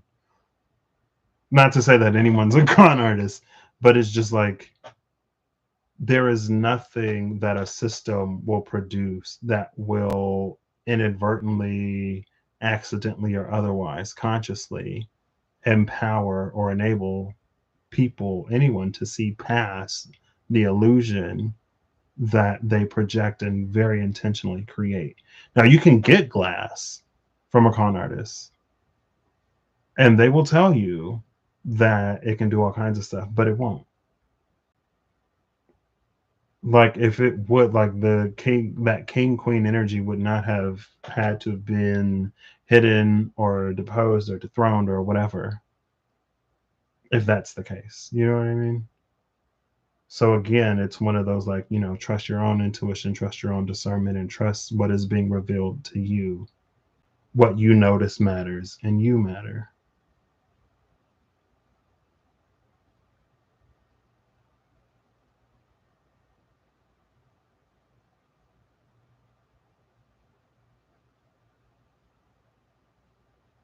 I feel like that opens up a question of like, well, what about the sand though? Like, what is the sand that creates this glass that the fire or alchemy of fire is used for? I'm pretty sure it was spring, autumn, summer. Or was it spring, summer, autumn? It may have been spring, summer, autumn, and then Hyoscamos. Anyway, I don't know where this sand comes from. I mean, I feel like I can get all the way down deep into the weeds of this and maybe never come out, which is not I'm not necessarily interested in it. Because again, it feels like one of those, it's going to be different for different people types of things.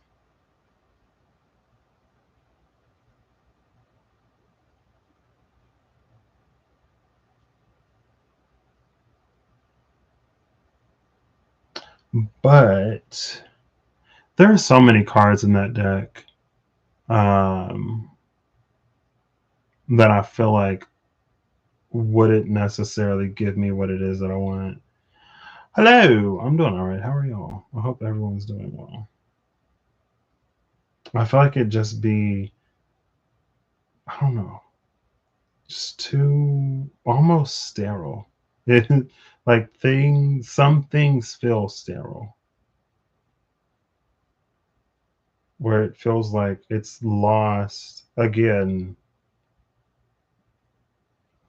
It just feels like it's lost a certain potency almost, maybe.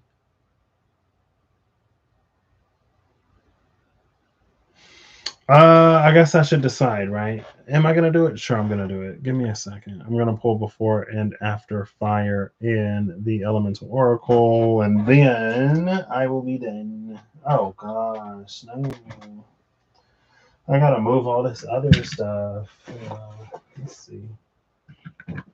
I believe it's in the top drawer, but I could be wrong. Oh, it's literally right here. I thought it was up here. Cool. Mm-hmm. Cool. All right. I'm gonna pull before and after fire. I don't think there's a sand card. We saw the desert though. We did see the desert in the medallion. We saw the desert in the medallion at the. I think they were. I can't remember if they just came out at the cut. I think it was at the cut. when I first shuffled the archetypes. So I guess the sand comes from the desert. You can blast the sand of the desert into glass, and then that glass will illuminate something. Almost like, again, in the collective alchemy. But again, in the collective alchemy, it didn't necessarily feel like the collective was creating glass. It felt like the collective was like finding glass.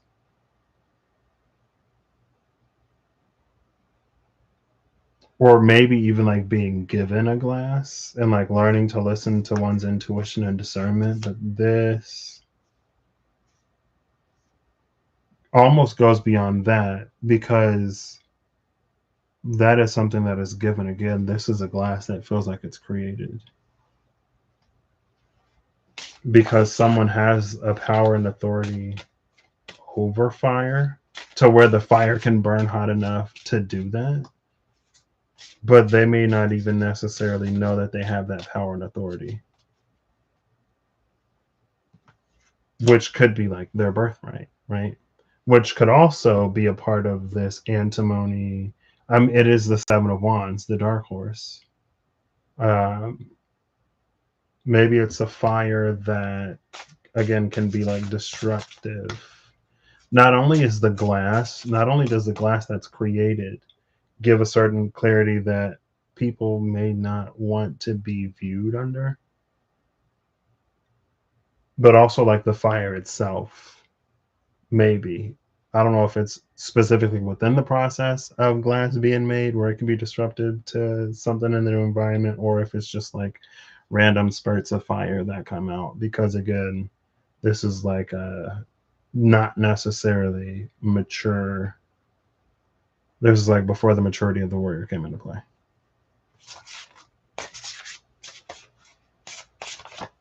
Oh, okay. That is on the floor, which means it is not matter, because we're looking specifically before and after fire. Guess what card just came out? Number 13, which was the 49 and the 58. The desert just came out. LOL. Where does the sun come, or where does the sand come from? The sand comes from the desert, and then desert fell out. So maybe that's incorrect. I mean, like, because there's desert in the sand. There's sand in the desert. So the sand doesn't have to come from the desert. It can, because there's sand in the desert, and with the power and authority of fire, the sands could be turned into glass. But the sand doesn't have to come from the desert.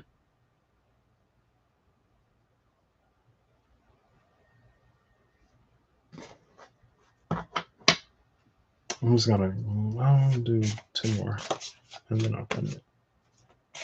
You can get sand from a beach, or sand from an ocean floor, or sand from anywhere.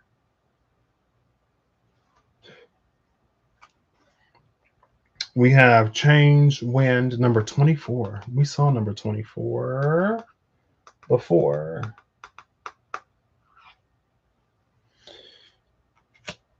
Depth, lake, and life, breath, 27. 27 is still on the table. Here's the 31. That is the mirror to the 13.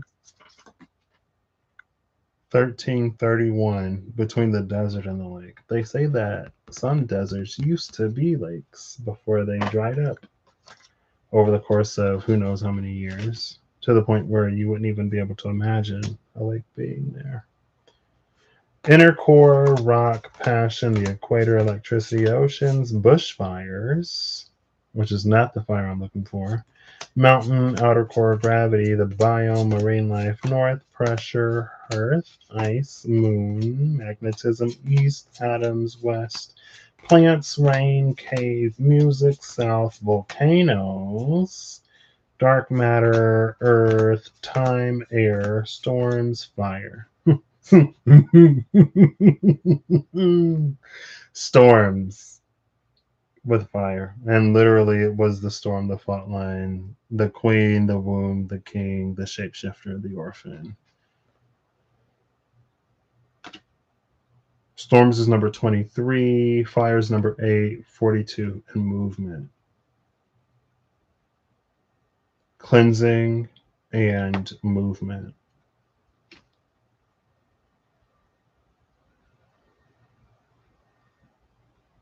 And then we have voice. So voice and air, which are interesting. Voice, our air is motion. Voice is speaking your word. 25, 22. There's 22 under the 33. Cool. So we're back at the storm. Which could be the thing, you know. If lightning strikes a beach, maybe some of the sand turns into glass.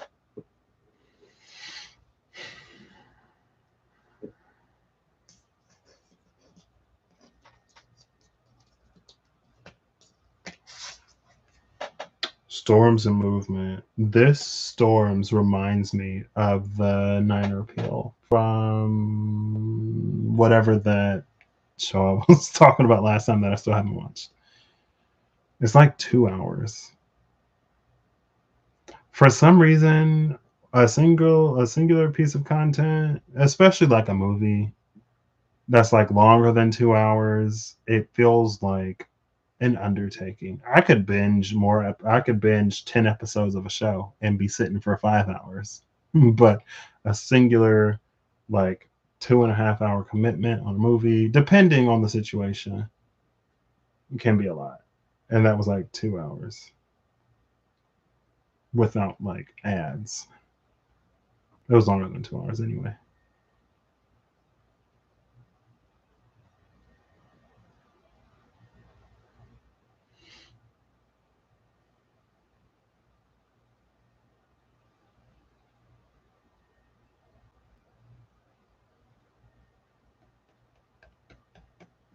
So I don't feel like this isn't giving me something that I can use. It didn't give me like music or joy or whatever, which I was afraid of because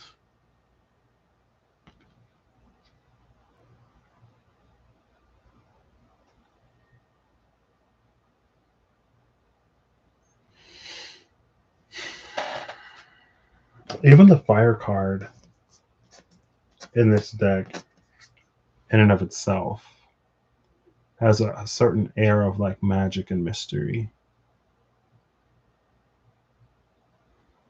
Is this the same girl or a similar girl?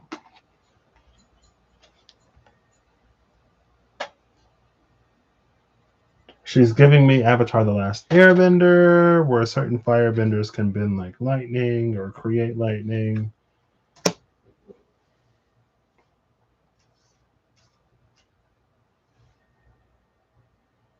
Movement speed.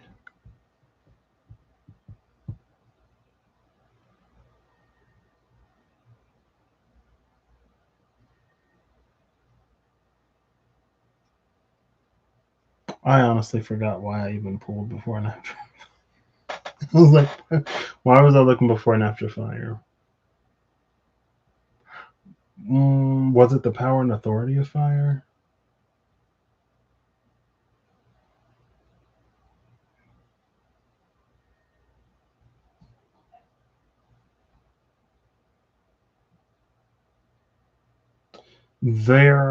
It's almost given a catalytic energy.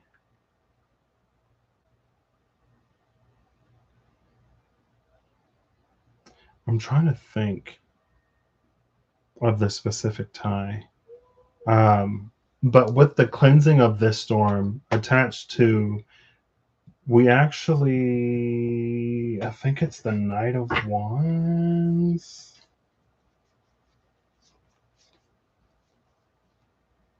Literally, lightning in the pyre, the shining flame.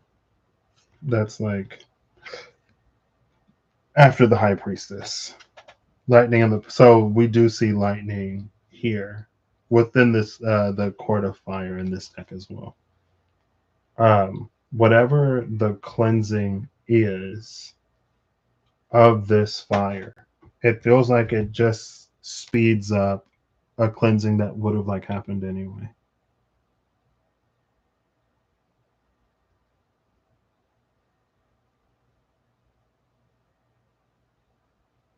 Right. And so to be the unscrupulous or whatever, it's like it could be really easy to blame the animal for like something happening and to demonize the animal and to whatever. Um, but it's like the cleansing would have happened anyway. Somebody would have gotten caught anyway. Somebody would have been discovered anyway. The truth would have eventually come out anyway, regardless of if this person was like asking these questions or analyzing it with the fine and keen of an eye as they are. It just like speeds things up.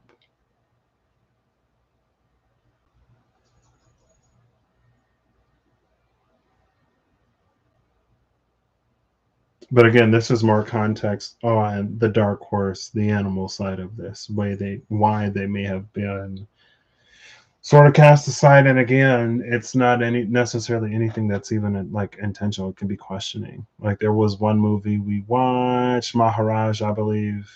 I'm pretty sure it was Maharaj. And like as a kid, someone was just like asking questions. And it was kind of sort of about a theme of it was central to like the blind faith that we can put in certain spiritual or religious leaders, gurus, mentors, people who are respected, and how they kind of sort of get away with stuff. They can abuse the faith and belief and trust of those who they have charge over, of their followers or those who believe in them. But then you have like again the kid who's just like kids ask questions because they're curious and they want to know. So it could be that type of energy. Again, this is more so on the side of the animal because that's where power and authority of fire came from. But again, this is something that is innate within the animal. There is nothing outside of oneself. There is nothing outside of whatever this um, antimony, animal, gray wolf of alchemy is, where they have to go and seek. Like, I need to work with this deity or do this ritual or go to this person to be given the power and authority. And I know that again, see Phaeton and how Phaeton was struck down by Zeus. For just because your daddy is Apollo, don't mean you got what it takes to drive that chariot. Which is why, like, the energy of birthright and stuff can be so tricky. But this is an energy that has access to that without a knowledge of it being their birthright. Again, it's just innate to them. They don't go, it's my birthright. I am entitled to this. They just naturally do whatever. They don't have to make those demands or those asks because again it's something that's innate within them that they just naturally do. Not to say that there aren't ways that they can be improved or that there aren't skills that they'll acquire or that there aren't things that they can ask for or whatever, um, but this is something that is innate to them and that is within them. Not that it can't be asked for or whatever, because it can be.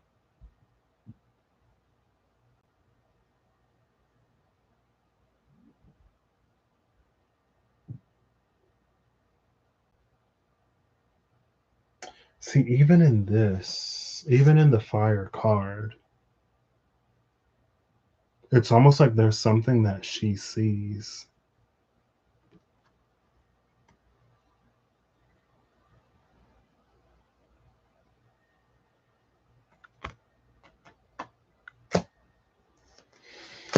Cool. All right. I think it's final card time.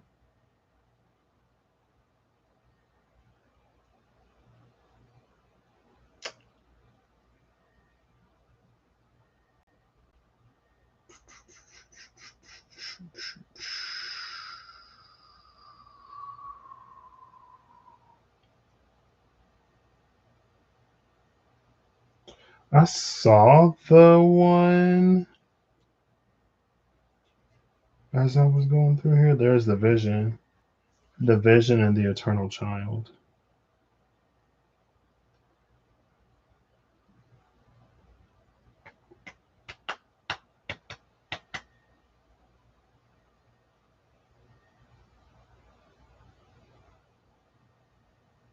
There's also something here about, because it was the storm and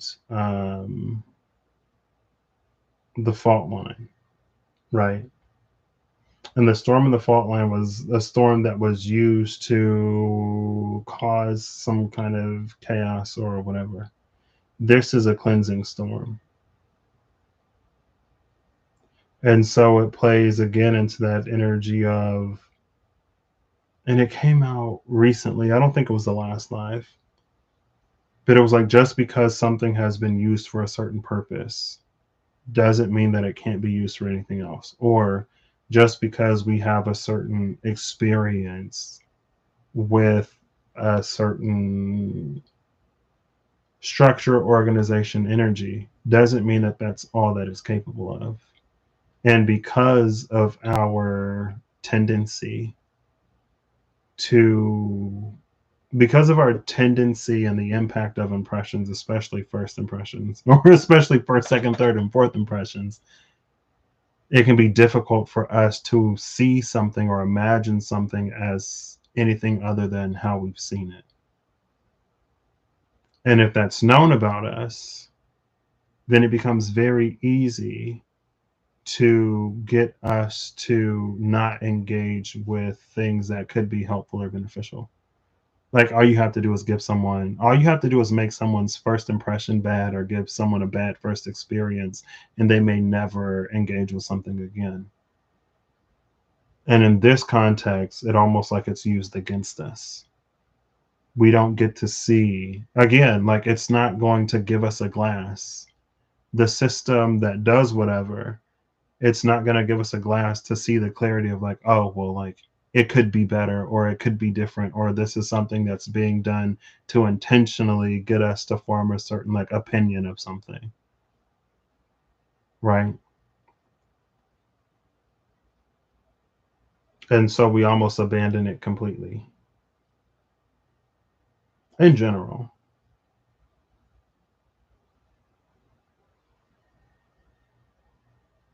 I feel like one thing, I almost sent it to my journey buddy. I caught up with my journey buddy um yesterday, and there was so much of, like, you already have what you need. And a lot of this year has kind of sort of been like, you already have what you need, or the things have already been set into motion. And I was playing the game. Was it the same game or a different game? I think it was the same game, because or was I watching something? I don't know. But somebody said, like, you already have what you need. And that's here again, in that way, in a way. But again, it's a truth and a clarity. If fire is sight, and again, that's why she's like looking. If fire is associated with sight and to sight, and she's like, there's something that she notices in this fire, that just like how a storm can be cleansing, so too can fire. And then the ignition, okay, the ignition of fire with the speed and movement is also interesting. It's like burning coal, how it can be used to drive something forward. Also, we saw Mars at the cut with Virgin's milk in the beginning.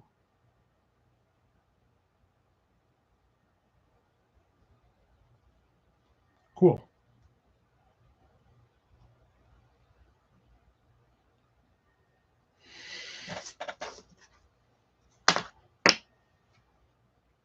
Cool, cool, cool. Again, there's something about that glass.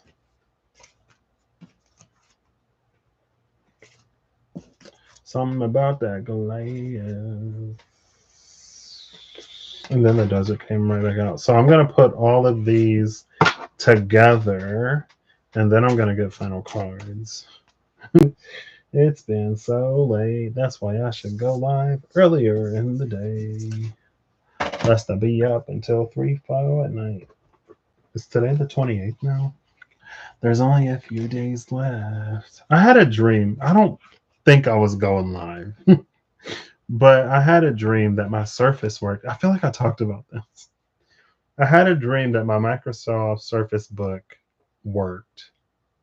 And it hasn't worked in a minute, and it's made me kind of sad, low-key. But I have a desktop. I have a laptop. I'm not in school right now, so I don't necessarily need the tablet functions of the Surface Book. But still, you know, like I wish it worked. And I had a dream that it worked, and it just like came on. And I was like, what? And then, of course, I wake up and I'm like, it's still broken. But I think I want to get it repaired. I know I want to get it repaired. I just don't know if it's possible. Because I took this laptop with me the last time I went to London, and it's just so heavy that it is not a pleasure to haul on my back in a bag. The Lovers and the Hermit. Lux ex tenebris soe coagula mutatis mutandis. Mutatis mutandis. Latin. Yeah, anyway. I was thinking of doing that. There's so many things I want to do this weekend. I've had like things I've been holding on to for like literally since February that I want to get mailed out. And before I go into 2025, I just want to have those things done. Because once things start moving and I forget about it, then it's liable and likely to just stay here. The discerning one. The discerning one with the ivory shield, which is the BTF USTF You Mind Your Business Queen. I love that. Again, it feels like it's something about the glass of antimony that allows it to see and discern beyond, or almost like without limitation.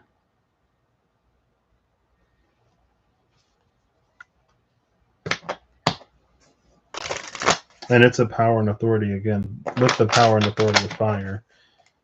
It's inherent within someone. Through nature of being born the child of the king and queen. And maybe it's not just the power and authority of fire. Maybe it's the power and authority of all the elements. You know, who knows? The Nocturne, 2 of Orbs, Jupiter in Capricorn. Well, let's put these here. All right. Do do do do do do do do do do do do do do do. Maybe the Starborn is an like a part of the self or something. Maybe the Starborn is that spark of the divine that we are all created in. I don't know. But there's a stability within the spirit or soul where the mind and body sort of stand as open vessels to communicate with that which exists beyond or before the spirit itself, which is, it's easy to be like, oh, that's like divine energy. But it could be something else, you know? I don't know.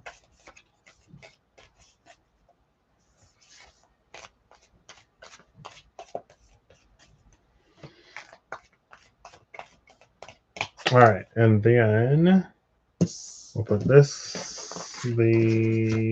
alchemy back, and then we'll start getting the final cards. And then I will go to sleep. And then I will go to the BED. I will go to bed. Moon River just popped into my head. But like the Bayonetta 2 version of Moon River, not the like original version. I was gonna say Frank Sinatra, but that's not Frank Sinatra. Frank Sinatra was Fly Me to the Moon. Moon River is that one famous lady that I am blanking on. It is not Frank Ocean. Audrey Hepburn. Audrey Hepburn. What? Hold up. Maybe not. Yeah. Audrey Hepburn, Moon River. Anyway, thank you. Yeah. I was like, she's right there, but my brain was almost saying Dorothy. What's her name? Liza Minnelli's mom.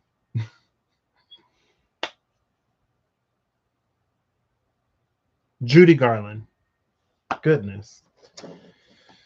And I was like, it's not Judy Garland.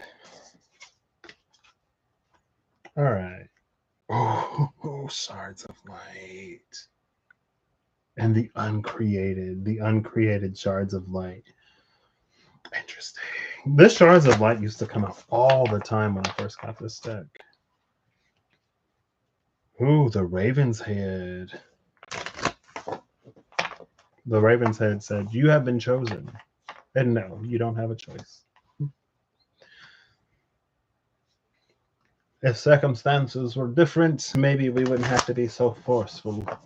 But they're not. And so we are. Do. I've never seen Breakfast at Tiffany's. But when I saw Breakfast at Tiffany's, I was like, it can't be Breakfast at Tiffany's. But I guess it was. All right, final well-known alchemy, because I guess we're going to go in the order that I used them, even though this was the second deck. So we're going to go in the order that I pick them up again. Clean flip or clean fall at the max 3 cards, please. Final cards. The Raven's Head and Mercury at the cut. Raven's Head again. Interesting. All right. Clean flipper, clean fall.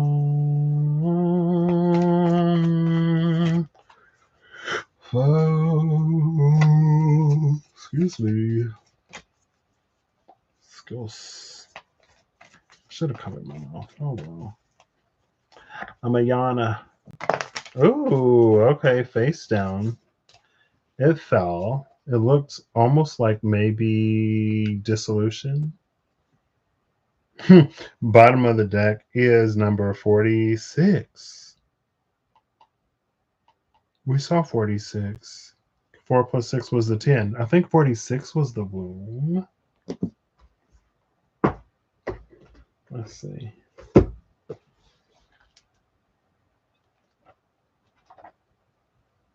XLVI. 46 was the womb.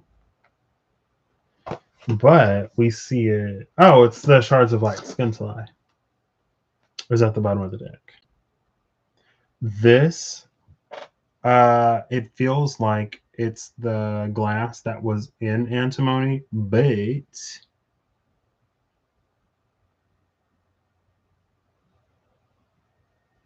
it's either lit up, illuminated, or it's like in front of a light where it has maybe some kind of prism-like effect. Interesting. The card that came out is Dissolution. I saw like the black and blue lines as it like flipped out and came out and flipped over. Dissolution number 65, which is an 11. Right, 46 is a 10, 65 is an 11. She is giving in the Ace of Chalices. Kirsty, hi. I hope you are well. I am sleepy. There was the dove diving into the Ace of Chalices, the purifying. I believe sacred holy water. Let's read it, because why not?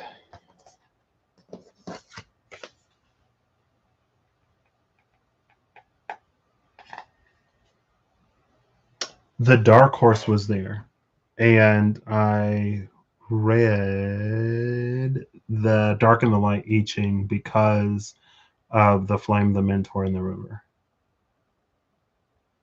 And it was like, also, I'm like looking for my iPad. Also, where did I put it? I literally just had it.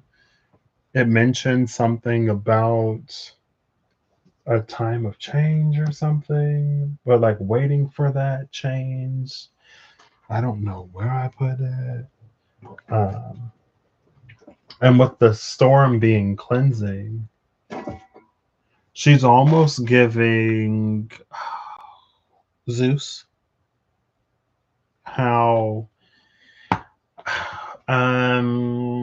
Zeus's dad was, I feel like he got a prophecy that he was going to get his karma and that one of his kids was potentially going to do to him what he did to his father. So he ate all the babies, but Zeus was raised in secret and basically trained to, like, I don't know. Maybe he was trained to overthrow his father, or maybe it just like happened one day when his mom was like, I feel like it was his mom that was like, I'm going to give this to your dad and it's going to make him throw up all of your brothers and sisters.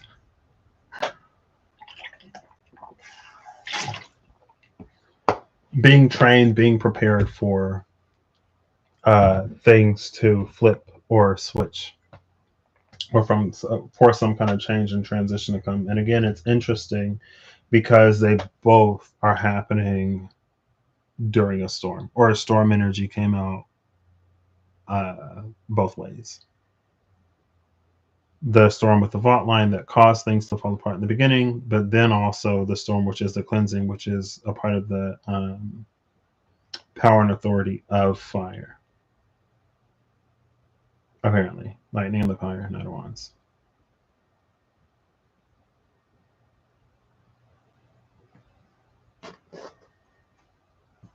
Okay. Number 65, dissolution.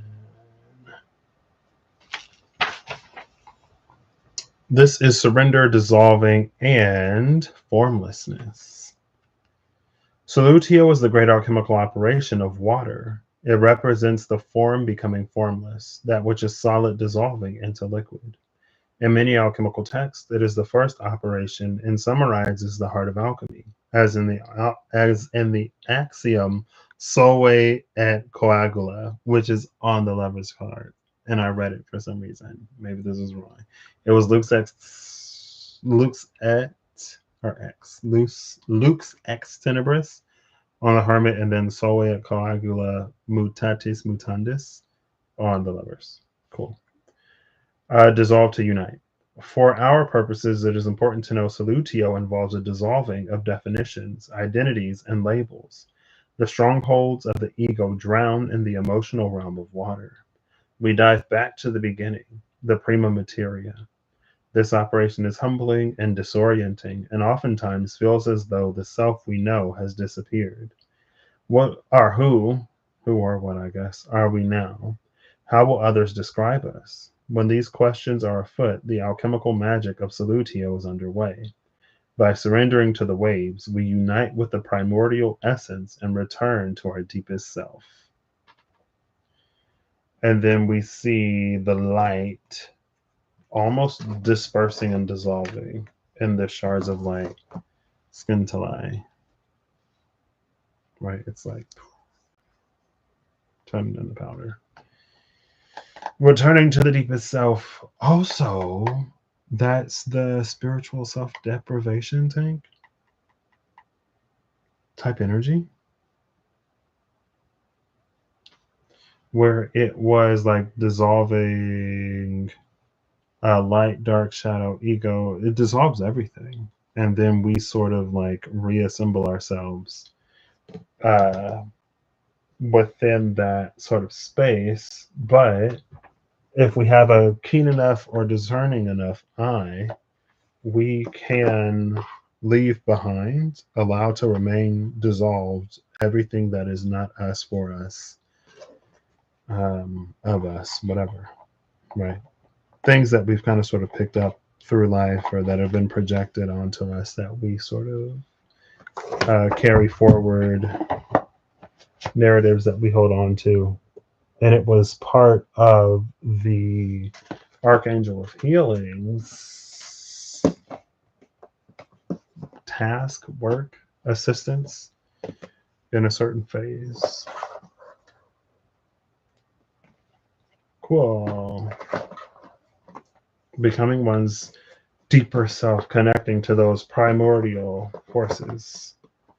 So maybe there is a certain primordiality to the animal and not just its primal, instinctive nature. Wind, change, and growth. Plants, change and growth. Love that. And then the biome with plants. Connections. Number 44. Cool. 44, 33, 22. I don't know if we saw a natural 11. Yeah, the queen was number 11. All right. Clean flip, clean fall, please. It flipped. It flipped. Guess what it is? Guess what it is? Oh, gosh. It's fire. And then bushfires is at the bottom. Bushfires is fury. Bushfires being fury is interesting. Because I feel like there are certain indigenous native knowings.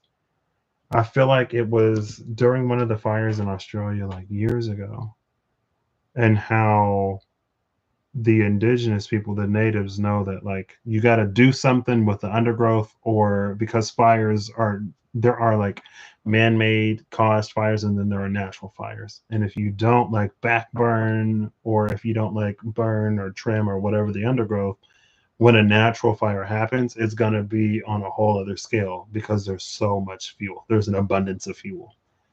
And an abundance that can outpace and outmatch man's ability to sort of like prevent it.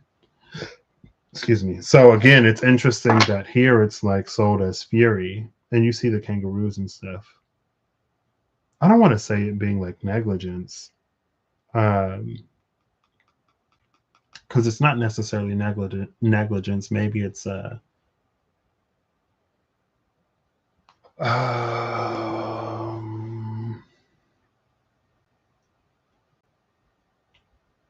it is what it is. I don't have the mental capacity to put words to it. I feel like that enough sort of explains. It's knowledge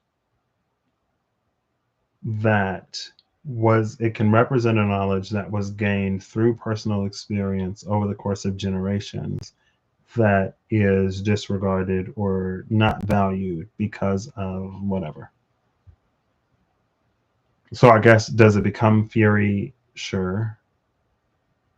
But at least to this degree, it feels entirely preventable. And then we even see like someone who's potentially injured. Preventable injuries, preventable disasters. It's a loss of life or a whatever that didn't have to be. I feel like there's also not an element of allowance. Darkness, the moon. Oh, and it's number 7, 7, 8, 10. Where's the 9? We had 9 on 9 today. We've seen 2 9s. 9 is the missing link.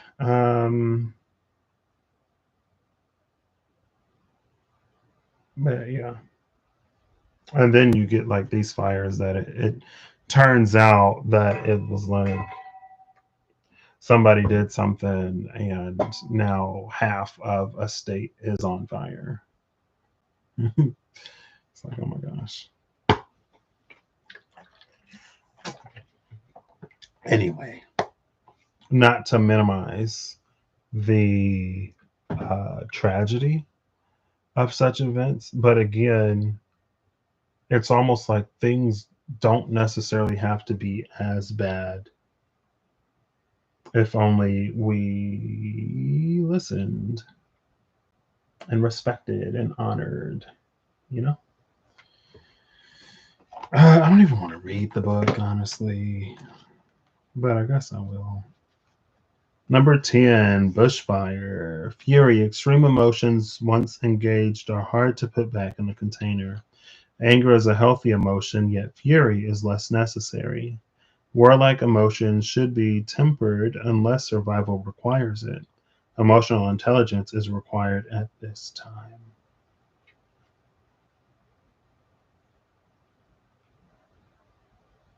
Oh, snap. Okay, yeah. All right. So apparently, your girl is Australia. Who knew? I'll read it. Bushfires are regular occurrences within some ecosystems in places such as Australia, my home country. Bushfires are often started naturally by lightning strikes and unnaturally by arson or uncontrolled backburning. Um, Shout out to the lightning, the storms, cleansing storms.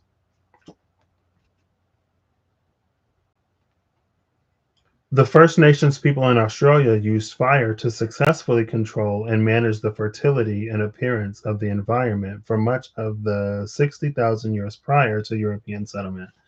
Okay, all right. I was a little afraid, but it sounds like she knows what's up. Particular care was taken over time to create a patchwork series of burns, allowing animals to escape and have food sources, as well as creating cold burns that did not reach the crown of the trees.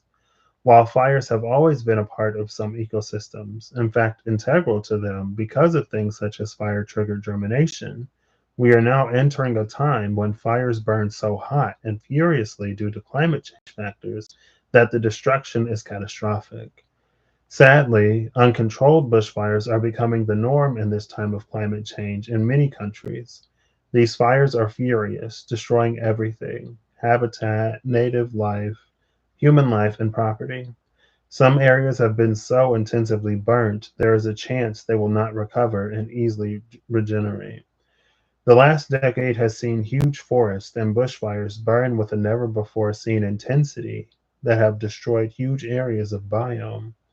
The bushfires. Okay. All right. We get the idea. Fury is a difficult emotion both to feel and have directed at you. Fury feels extreme and uncontrollable. It is important to explore and work through such emotions and be able to understand what they are and what they mean.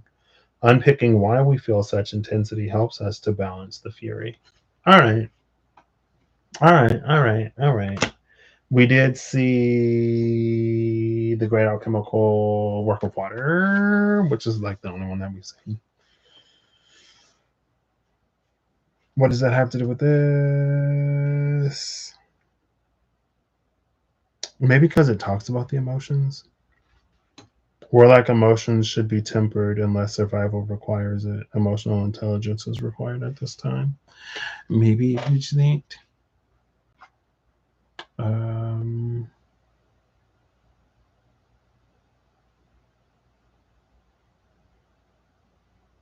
Yeah. Cool. Okay. All right. Well, I need not be so concerned. But still, there was a tie to the storm. There's a cleansing of the storm, cleansing fires. It mentioned how there are some germinations that are triggered by fire. So it's not until a fire that some seeds. I mean, it's like the opposite of petrichor. The petrichor earlier, that was like there's a chemical that grass or plants will put out into the soil so that the seeds know it's not a great time to like germinate right now. But when it gets washed out, I guess consistently enough, that's how the seed knows, okay, there's enough moisture and the conditions are favorable enough to sprout, grow, germinate, and become whatever. Um, excuse me. So again, with the dark and the light, um, it was that energy of don't let the flame go out, but it's not necessarily the time to like be luminous entirely. Um, there are still things that like the seed can do underground, I guess. Um, but with the again, because there was the energy of the cleansing storm where that fire it speeds something up that was already going to happen. There's a quickening that happens, and that's what fire typically does. As the higher temperature something gets, the more freely and rapidly the atoms vibrate, shake, move, whatever. Right. Adding thermal energy, hysteresis, where it's like if you're heating something up, the state at a certain condition may be different than if you're cooling it down, going in the opposite direction. um Oof, I feel like loops are trying to close, and I'm like, I was more awake 3 hours ago. You know what I mean?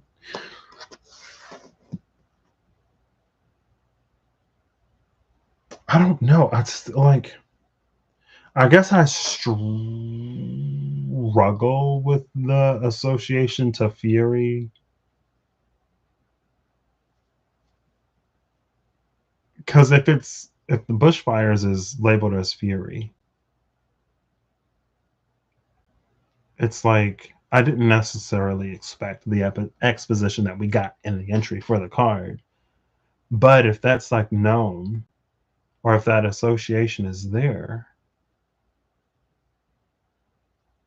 then why would it be fury? You know what I mean? And it had like so many ties to like emotions and stuff.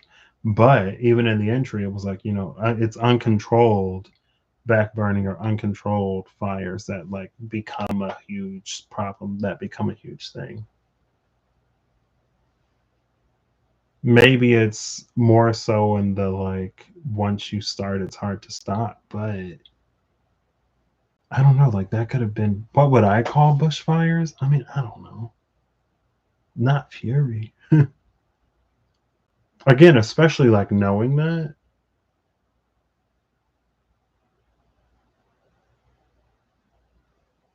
it could be, but I feel like in so many instances the causes aren't natural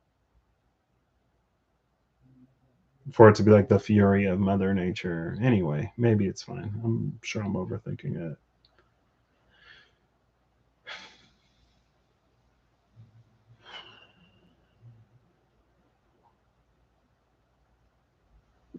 Maybe though, because it said it could also be a fury directed at you. See you later, Kirsty. You were just on my mind today. I should have. I need to start reaching out to people. There's someone who's been on my mind for like literally months now. And usually when they're on my mind, they like pop up. So I've kind of sort of been waiting for them to just pop up and then be like, oh my gosh, you were on my mind. Funny running into you. But sometimes, you got to reach out to people. Anyway, it's fine. Um, it was also that like the fury could be directed at you, right? And so there is the cleansing storm of fire. There is that ability to have a clarity that maybe some folks or some things don't want to be looked at with. And maybe it provokes some kind of like backlash or whatever. Um, maybe it's almost like an unintentional radius. You know what I mean? And so something may have to be like cleared, space may have to be made to ensure that what needs to be cleansed by the storm or by the fire is cleansed, and that the rest of the environment is left intact, right? It gives the animals time to evacuate, and whatever germinates because of the fire can germinate. Whatever seeds need that heat to sprout and grow, they'll have it.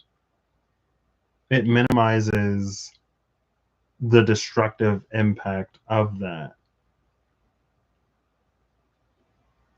So maybe it's for the person or for the self to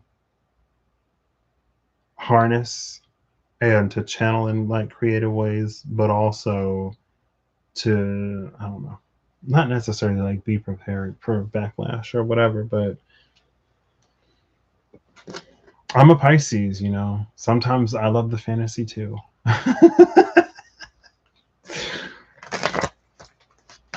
Right? Neptune is Pisces, is the 12th house, is associated with escapism. Sometimes reality is hard. Ooh, the fault line and the threshold. It almost fell out, but it didn't. Clean flips and clean falls. What we just saw, the dead end. I think something else flipped over, but that may be it. I think that's it. The dead end. Oh, that was weird. It almost looked different. The dead end is number 40. The threshold, number 45. This is such an interesting combination of cards.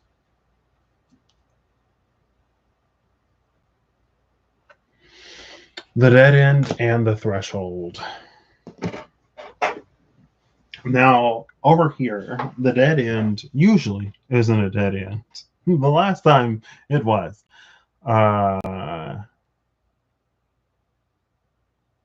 But because this dead end is the threshold, there's something about perception.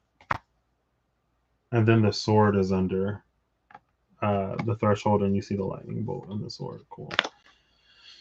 Because the threshold is at the bottom of the deck, this dead end is a perception.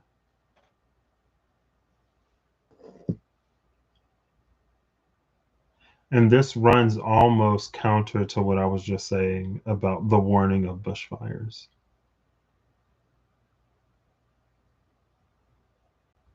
And like trying to be overly,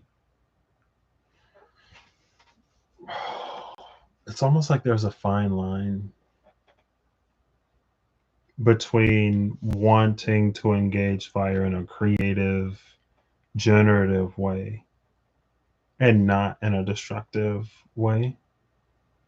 But it's almost like at some point it becomes possible maybe to take that sentiment so far that fire becomes something that it's not, or we want for fire to be something that it's not.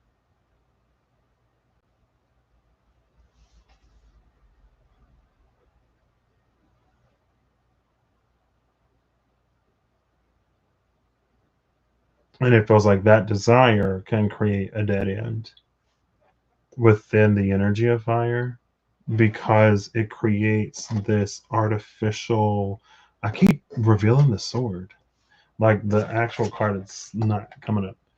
It creates almost like this artificial threshold. This is it feels like the slope is extremely slippery.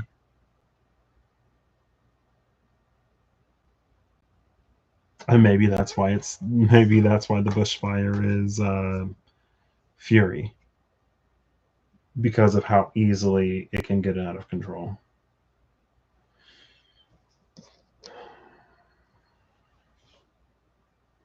This is almost like a self-imposed limitation. A self-imposed limitation creates a dead end where there isn't one. But it's like there's a line that someone won't cross, which it feels like it's different than like a ethical, moral like line, you know what I mean? And it feels more like it goes into the perception of like what would other people think. And because we don't want to be perceived a certain type of way, then there are certain things that we don't do. Where we're worried more about the perception than the actual whatever. And I think that was in Salutio, dissolution.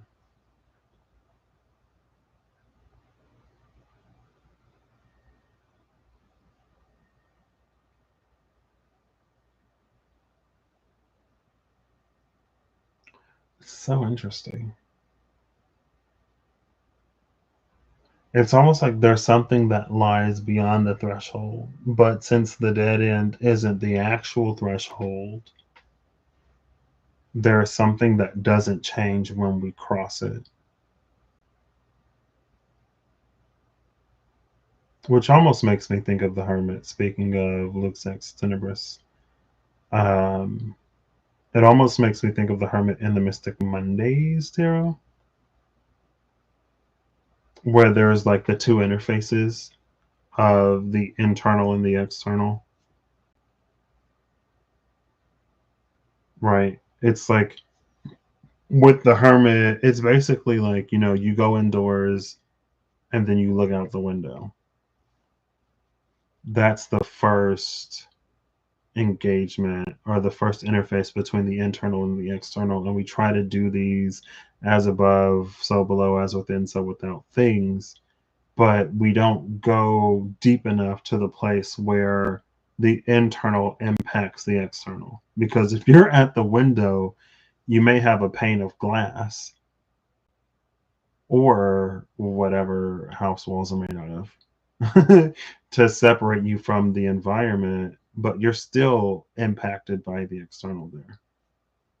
That's still a predominantly externally driven sort of interface. You have to go so far internal that you reemerge to the external, or you hit the point where all that is comes into being. And from there, the internal has more impact on the external, and you can do or enact whatever. Right. Like that's where the actual threshold is. It's at the back door rather than the front door or the front facing windows. Um, and so anything that lies beyond that threshold, again, we're not going to get necessarily at the front door. That's just this dead end that we've created with the understanding that beyond the threshold, there is even more.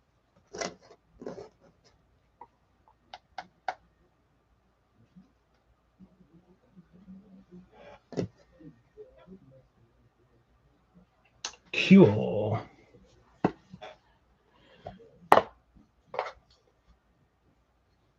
Oof.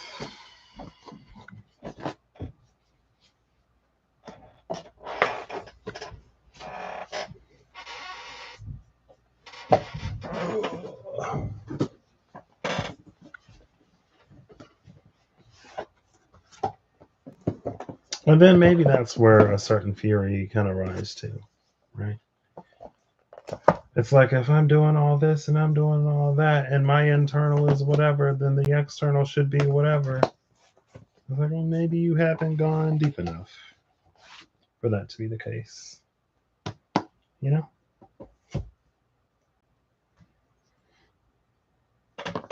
Or maybe you have, I don't know. You know you and your journey better than I do. Ooh, the Seeker. I think about the Nocturne. Interesting.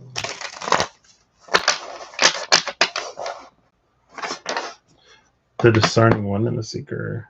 Also, that it could be again like the dead end could be false limit. Again, the dead end is not the threshold. So either way, it's reading as a false limitation.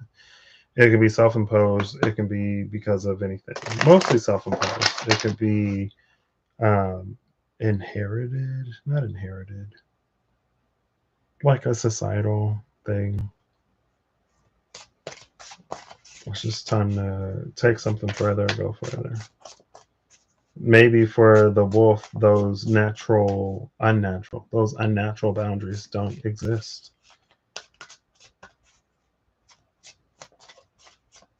which could create tension. All right. Plane flip, plane fall, please. The Archangel Commander with the Warrior. Love this combination.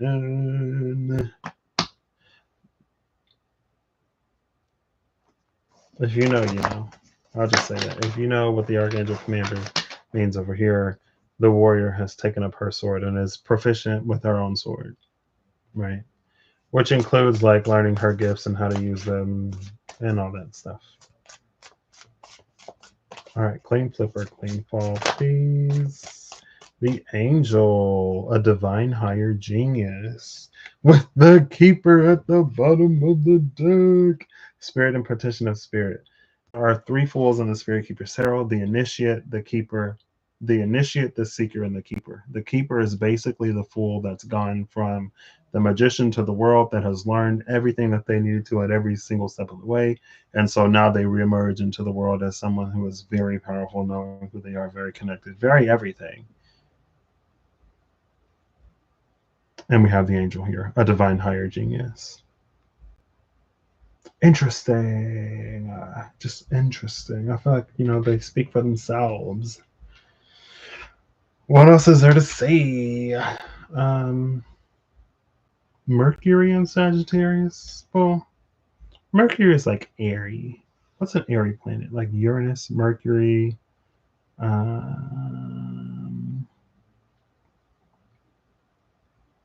Let's say like Uranus and Mercury are probably airy planets, right?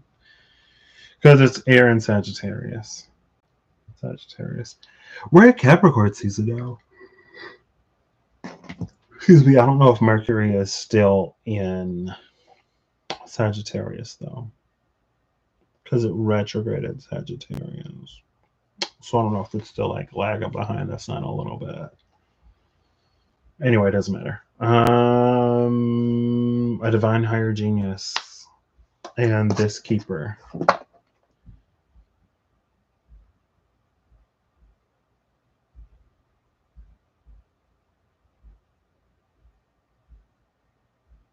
We also see 3 doves, just like we did in the Dissolution card. Returning to what is primordial, the deeper self. Cool.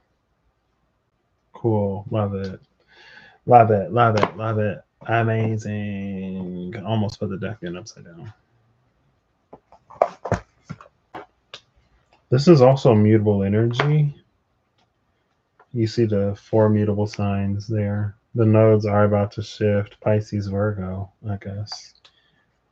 In less than a month, right? Isn't it like January 6th or something like that?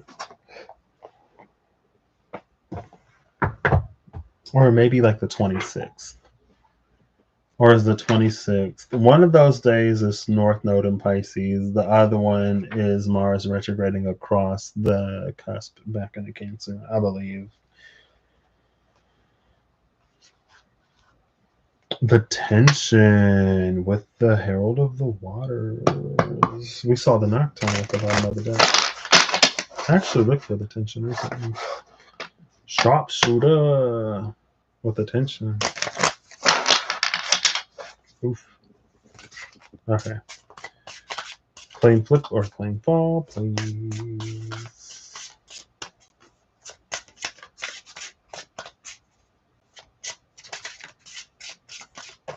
Oop, oop, oop. Oh, it fell. It was like sliding, and I tried to catch it, and it just slipped out. Ooh, Death and the Healer, the Reaper and the Healer, 1317. Passage to Initiation, Gifts of the Spirit. Gifts of the Spirit and Passage to Initiation. The Discerning one literally slipped out of the deck. Again, we saw it in the Vitruvian edition. Now we see it in the Revelations edition. And in the Revelations edition, something out there is revealed that we don't see in the Vitruvian edition. And you even see like this dragon behind it. Cool. I want another one because that just like slid out. Plain flipper, plain fall. It was a slide. Slides don't count. I mean, they do, but Cool. Something fell out face down. Bottom of the deck is the Vagabond. I'm pretty sure it was in this deck where it came out. So, thank you. The Vagabonds, again, I feel like it was during the True Collective Alchemy where it was like being out in the cold or feeling abandoned, alone, isolated has no bearing on whether or not someone gets access to something. Like feeling down and out does not entitle you to whatever this energy is.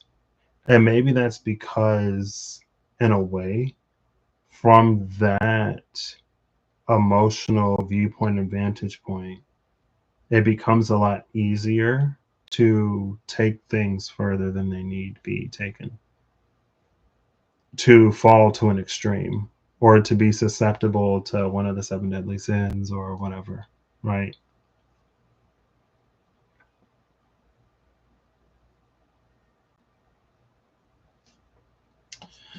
The card that came out face down is the Joined One. Oof. This is big oof energy. The Two of Cups comes out with the Five of Pentacles being at the bottom of the deck. These are like such opposite energies. Under the Five of Pentacles is the Five of Swords. This is like, this vagabond energy could grow like hostile because there's like, well, where's my Two of Cups? Where's my Joined One energy? Like, why am I out here or whatever? And it's because of Abyssus, Abyssum, and Wokat. The depths of you call to the depths of me. And if we can't even access our own depths, again, going back to the dead end and the threshold, the dead end is a false threshold. That dead end isn't an actual dead end. We can go further. But again, this, like, it represents everything that lies beyond that threshold. The depths of you call to the depths of me. Beyond the true threshold, which is much further than the dead end, and it just is what it is.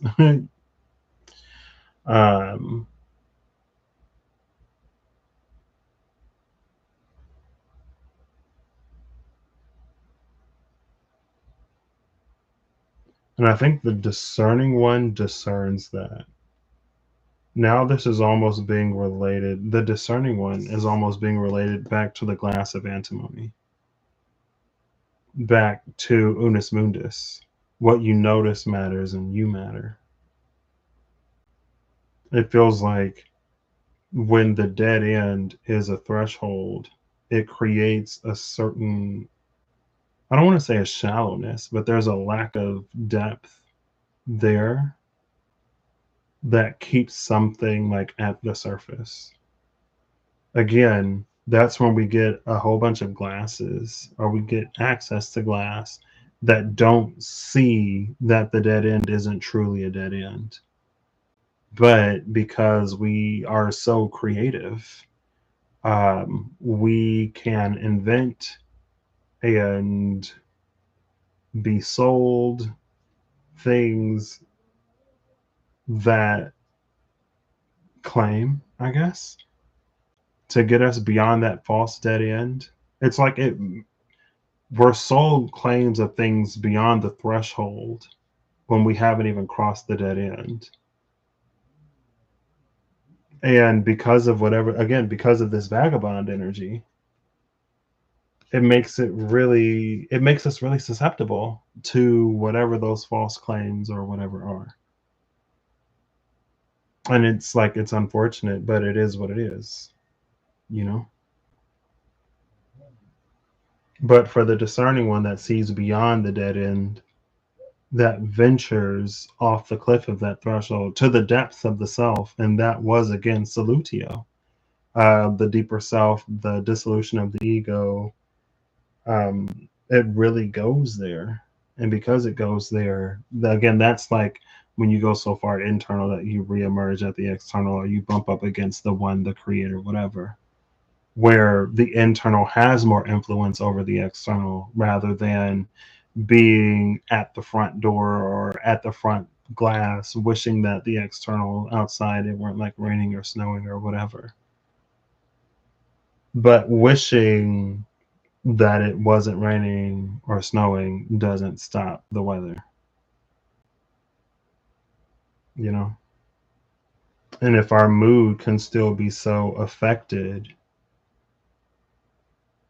it's like all of these things that emotionally and intellectually cut us off from what is deeper. And it's intellectual because like our minds sometimes can't even conceive of certain things beyond the dead end. So if we can't even conceive of it, or if our mind doesn't form these like neural connections, I don't want to say, then it's like we're intellectually impacted.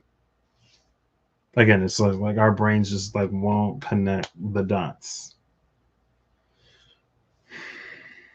I don't know. Anyway, for the discerning one, and again, like we see the double vajras, and we see that these two sources of water cross, coming from the snake's mouth. We also have fire and water, which is interesting. We have fire and water here, but then earth and air here. 2255. Interesting that it's fire and water, because when the power and authority of fire came out, the power and authority of water was at the bottom of the deck. And honestly, I feel like that is what it is. Again, it's like there are so many anti-heroes or villains. It's like the Five of Pentacles vagabond is someone's villain origin story.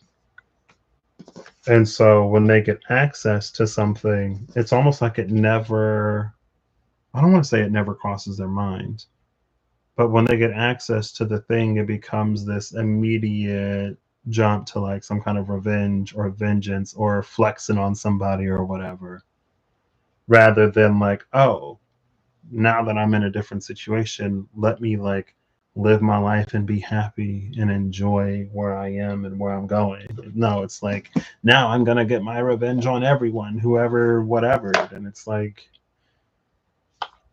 that's why you never got it in the first place.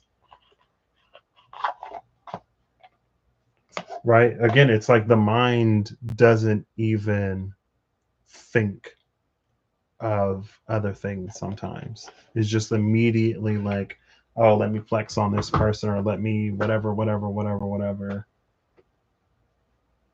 And again, it's like, if a means to joy, happiness, abundance, and a way forward, a way out of a certain situation is presented, then I'm like, why not just take that? Why does it have to? Anyway, it can be a dangerous place, especially for the one that feels isolated, but that sees so much connection and community outside of them.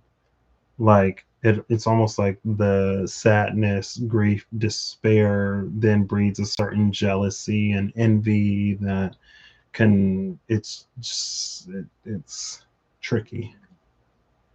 And not everybody, there are some people who can take a blessing for what it is, meaning like allow themselves to be like happy rather than to continue to live in the same sort of situation but maybe on a different side. I don't know. Cool. So I guess that's this. There are a few days left, and 24. Again, I'm not saying I'm not gonna read in the new year, but maybe it's something that I leave behind, at least for a minute. I'm sure I'm gonna have other things to focus on. Hold up. This is a new calendar. Somebody, I was like, this calendar goes into 2025. What? This is a new calendar somebody put up here when I was gone. Yeah. And again, it feels like from the Five of Pentacles vagabond space, that's where that entitlement, it's almost like that's where that entitlement can come from. That's when you get a whole bunch of Phaetons or Phaeton energy. That this is my birthright. This is what I'm entitled to. I am the child of Apollo. I demand that I draw that chariot.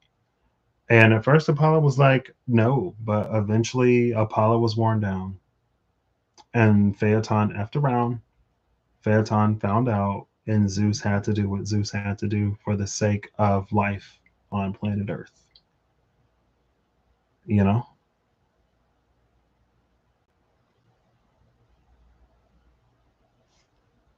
I don't know. I feel like it's both a cautionary tale and a coming of age story all at the same time, whatever this is. So thank you, Holly and Kirsty and the kind folks for stopping by. I hope you all have an amazing whatever whenever you see this. I hope you're acting in alignment to like all that you wish to experience your reality. I hope that I'll get an animal. We'll close with one animal. I hope that whatever you need along your path, journey and way you find. And after this animal, I will see you next time. I don't know. I feel like there's like a year-end something that I want to do, but I've kind of already done it. So maybe not. I don't know. We'll see. How many times have I been like, yeah, you know, feel like I'm going to be done soon. But I don't know. I'm really feeling it this time. At least in the interim, right?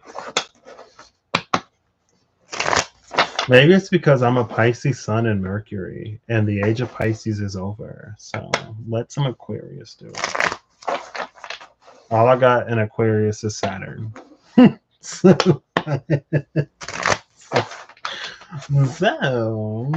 even though the North Node is moving into Pisces, that means that the North Node is moving into my 12th house.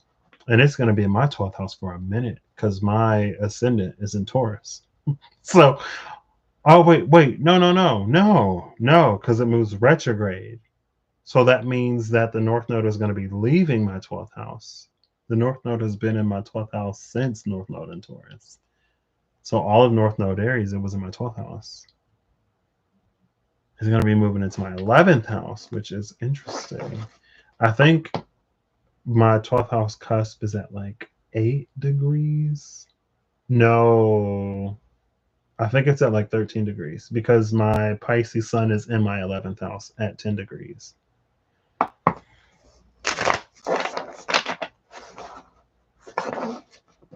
Cool.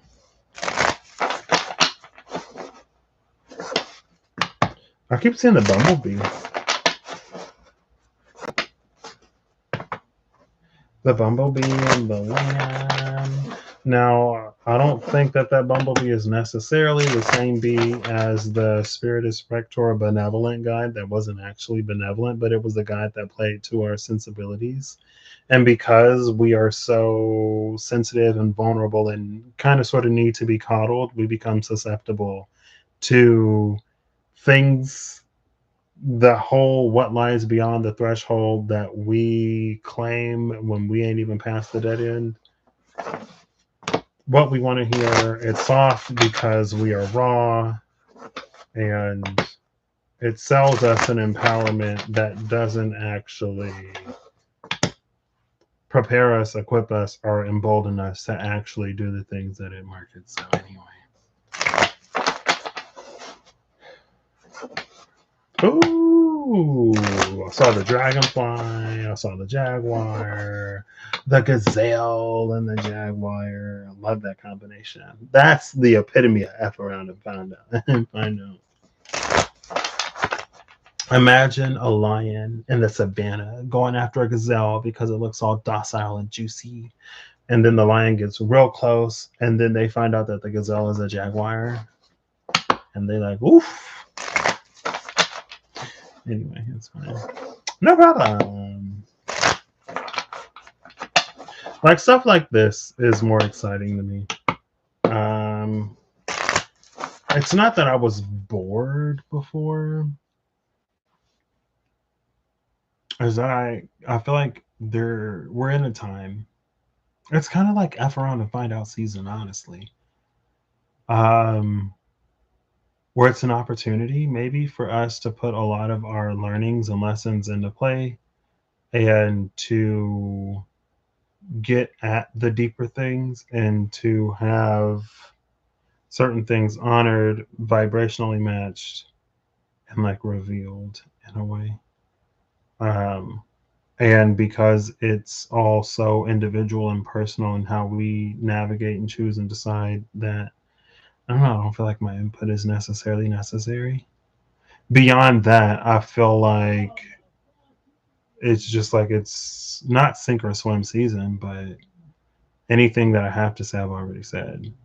So what is like intriguing and interesting to me is this energy where it's like, where it's because I feel like it was like kind of intermittent and kind of sparse before, but now it's like consistent. Like something is happening, someone has attracted the attention of someone very important, spirit is co-signing something, someone is becoming more, whatever. I don't know what this energy is, but the readings are consistent. There's the raccoon. I've been thinking about this lately. So the last time this came out, the scripture where, or the part of the Bible where like God hides his face came to my mind. And as I was reading it, I didn't read the full thing online, but then I talked to my number one fan about it and I read more. And then you come to find out that before folks found their way to the promised land, like God already knew that they would get there, get comfortable, start cutting up and acting up, and then eventually that they would not be in alignment to keeping it. Like God already knew before they arrived in the Bible, in the scripture, God knew before they arrived at the promised land that after they got there, it would go to their heads and they would become like real effed up people. And I was like, what? But that came out because of the raccoon, you know? And it's like, wow, because that's what people, and again, it's that like, it's almost a natural byproduct of that vagabond Five of Pentacles energy. It becomes so hard to just be like happy and enjoy life and not be a menace and try to get back at somebody like this person and that person for all that they did. And then it's like it starts to affect people who weren't even involved in the first place. And then it becomes this whole thing where eventually the hero lives long enough to become a villain, which a new hero is needed to come and take care of. But in their mind, they're almost still in that Five of Pentacles, like they don't see the wrong that they do or the negative ways in which they impact and affect other people, because in their mind, they're still the victim, or they're still navigating out of whatever. And it's like, you know, congratulations. You live long enough to become your own, I don't know. And it's like not subjective. It's like an objection and whatever the word is. An objective villain. Like this is objective villainy. This is not as gray as a lot of stuff can be at this point, to this degree. No. And then the vulture is there, of course, you know. It begins to rot from the inside and then it gets taken care of. The vulture has flown the coop. But yeah, that came out. I was like, oh my gosh, what? Before they even got to the promised land. And that same piece of scripture, God already knew. They're going to get there and they're going to act up. It may not be immediate, but they're going to go over there. They're going to start acting up. And then they're just not going to fall from grace. But it's like, oh my gosh. Anyway.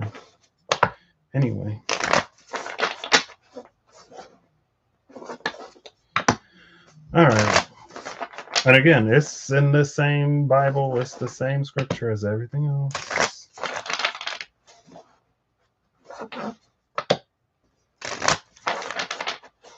But that's why that Five of Pentacles can be dangerous. You can take the person out of the Five of Pentacles, but you can't take the Five of Pentacles out of the person. And unfortunately, with greater and greater resources and access, it just has the capacity to get real ugly. Where deliverance is anything but. All right. There's the Jaguar and the Eagle. Okay.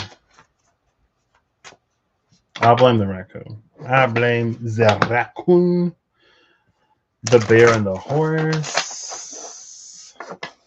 the fox and the horse, the dragon and the horse, the dragon and the snake, going from the dragon year to the snake year, and the snake is overtaking the dragon. Love it. All right. Final card, claim flip, plain fall, animal, please. Ooh. The tiger came out and the elephant is at the bottom of the deck. So it's almost like, just like with the raccoon, that vagabond Five of Pentacles energy, where it's almost like it's known. Just like there are some certain individuals who will, like, whenever they get a little bit of power or a little bit of authority, they just like go on these power ego trips and they become like these menaces. But the opposite is also known.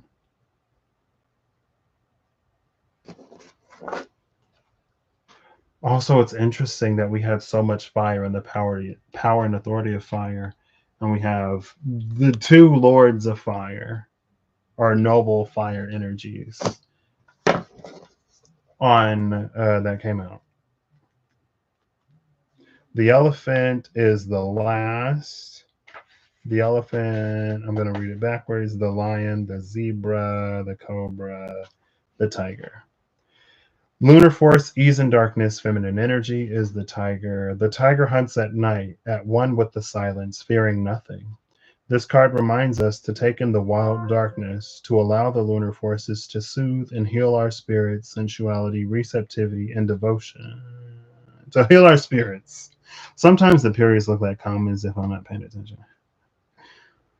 Sensuality, receptivity, and devotion are all heightened in the midnight hour, and the tiger takes advantage of these boons. Spend some time in silence this evening, drinking in the potent calm. There is nothing to fear in the stillness except the awakening of your own power. What? Again, power and authority of fire. That was like a... Sorry. I'm not sorry. I embrace the cringe. Ooh, the golden egg is under the elephant, and the swan is under the golden egg. Interesting. Oh, look, another egg. Another goose egg, the 0 in the 909. The elephant is arguably the most auspicious figure in the deck. Like Ganesh, the elephant represents immense wisdom as well as good fortune. It is said that the great elephant is the destroyer of obstacles. So if this card appears when you feel stuck, rest assured the path will soon become clear. To add to the mystery, the elephant is also known to create obstacles in order to steer us in the right direction. Trust this gentle, noble creature. It illuminates the way with the light of self-knowledge. So we got self-knowledge in the elephant. Destroying obstacles, also reading as that, like, going beyond the dead end to actually approach the threshold and go beyond. And then the awakening of your own power in the tiger. Cool. Self-knowledge. But it illuminates the way with the light of self-knowledge. So Speaking of hermit energies, that's like, to me, the hermit has a two-phase journey. First, the hermit takes the light of the Hierophant and it explores whatever internally. But then at a certain point, the hermit has to trade the light of the Hierophant for its own light, because the light of the Hierophant can only illuminate certain things. It is not intended to be all illuminating. It can be marketed as such. It can be sold as such. We can hold it in that regard, but that's not what it does, right? And to utilize it in that way when that's not what it's designed for is to invite distortion and a whole bunch of other stuff, not seeing things clearly. But with that self-knowledge, with the more personal connection to the divine, and then we navigate those hermit areas, we see things differently and more deeply and more intimately and more specific to us. And that's when we, again, that's in the analogy metaphor that I don't really use anymore. That's when we find the wellspring, which is the point where we connect to source or the divine. That's when we go so far inside that we reemerge outside.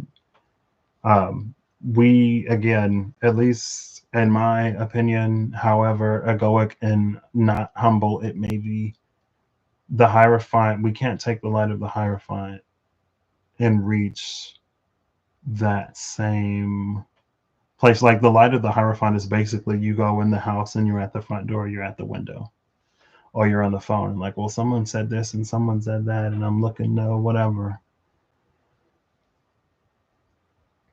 But that's the illumination of self-knowledge is, it can be a tricky energy. And again, it's one of those almost like, well, if like you have to have the self-knowledge, or if you already have to know, then like, how is it helpful?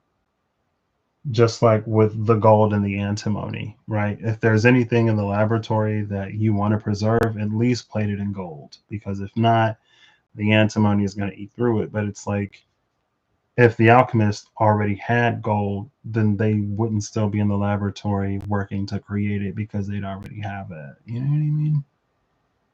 So antimony is something that you kind of sort of only bring in to the laboratory after you've mastered your magnum opus, or after you can reliably create gold, or if you got the resources to buy the fancy gold plated stuff, then you can bring it in. And again, the gold covering will protect whatever is under it, at least from a certain, not dosage, concentration, from a certain concentration of antimony, for sure.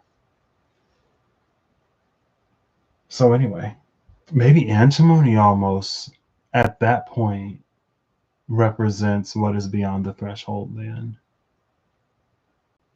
because it can only be comfortably worked with in the presence of gold without it being overly corrosive. And something about that feels like it tames the fire in the bushfires and keeps it from reaching the point of fury.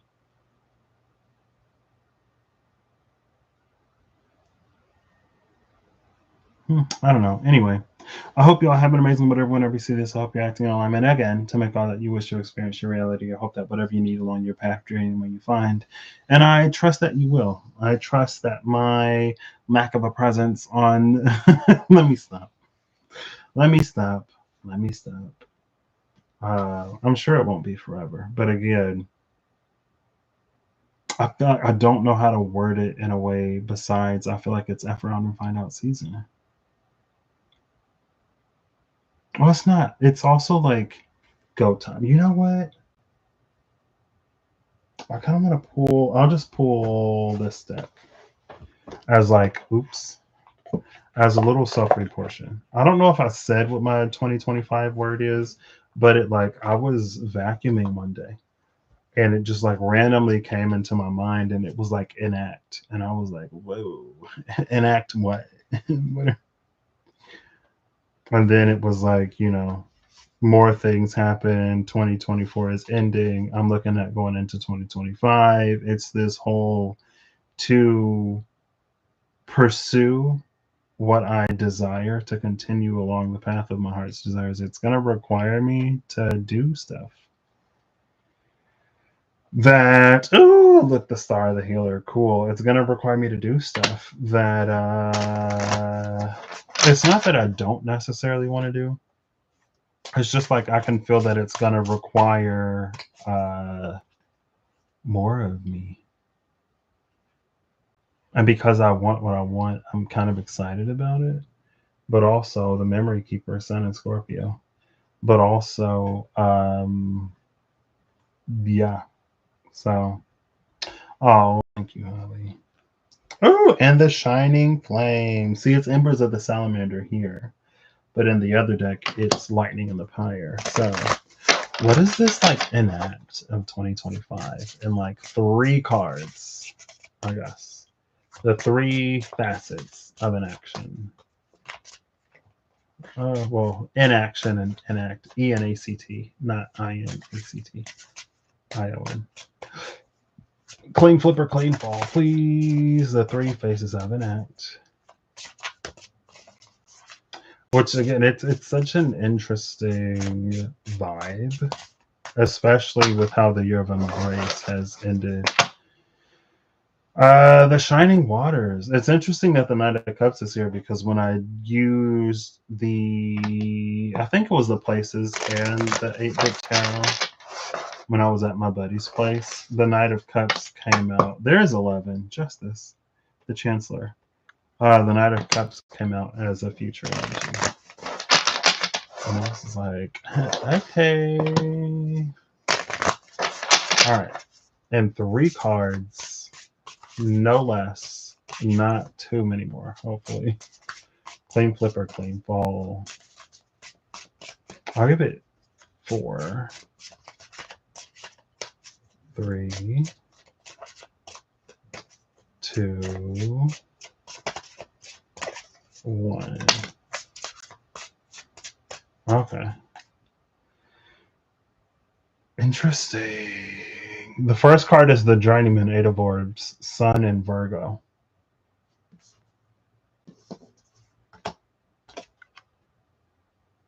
If I didn't get any, I was gonna do it like offline. I was like, maybe this is like a Patrick. The Ebony Shield, Sanctum of Treasures, is at the bottom of the deck. Love the Sanctum of Treasures energy. The Ebony Shield in the Vitruvian edition is the Divine Temptress. She tempts those away from whatever is sacred and holy. She ain't got to tempt me. I was like, okay, I'm gone. Bye. Off to pursue what it is that I want. You can have this. I'm kidding. Anyway. But here she like invites one into the Sanctum of Treasures, just like the Ivory Shield gives freely, or the Ivory Shield gives freely whatever it is that she protects in the Vitruvian edition, where she's the like STFU, BTFU, mind your business queen. This don't concern. She's my this does not concern you. Keep it moving, queen.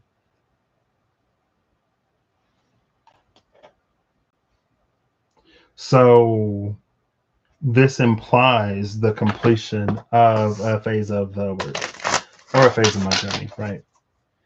The Journeyman inherits this living wand after the completion of their 7th labor, you could say.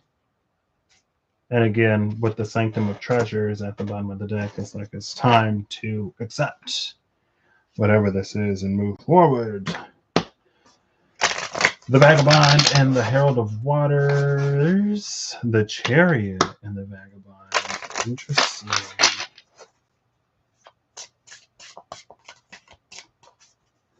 All right. The second one is the Herald of the Waters.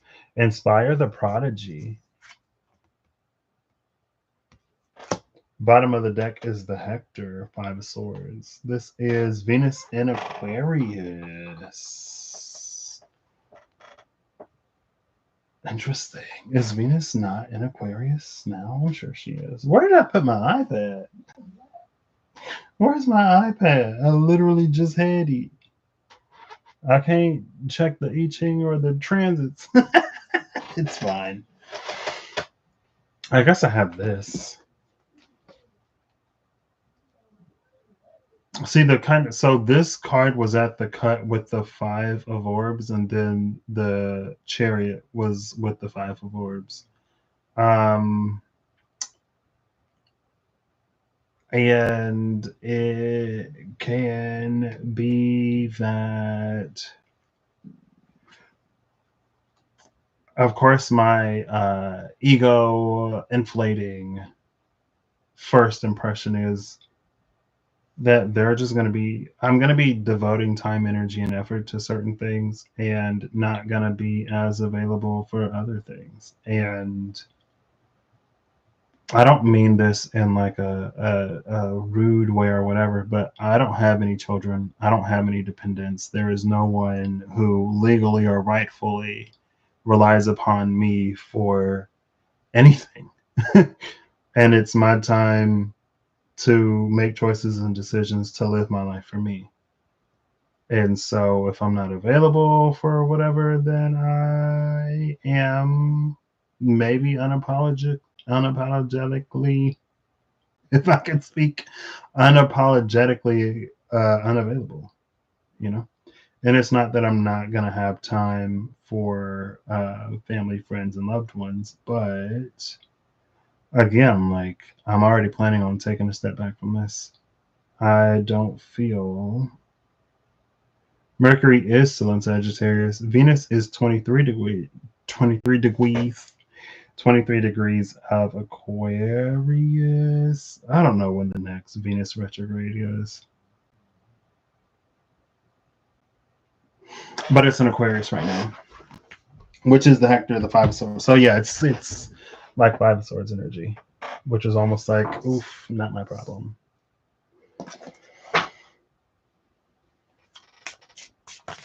What is the message of this Inspire the Prodigy? Oof, 2 cards. The Wheel of Life and the Hunt, which is Jupiter and then Mars and Gemini. The Wheel of Fortune and the 9 of Swords. Bottom of the deck is the 4 of Swords. And it is an act. An act is the word of the year, right? The Wheel of Life is the Sphinx destiny turning.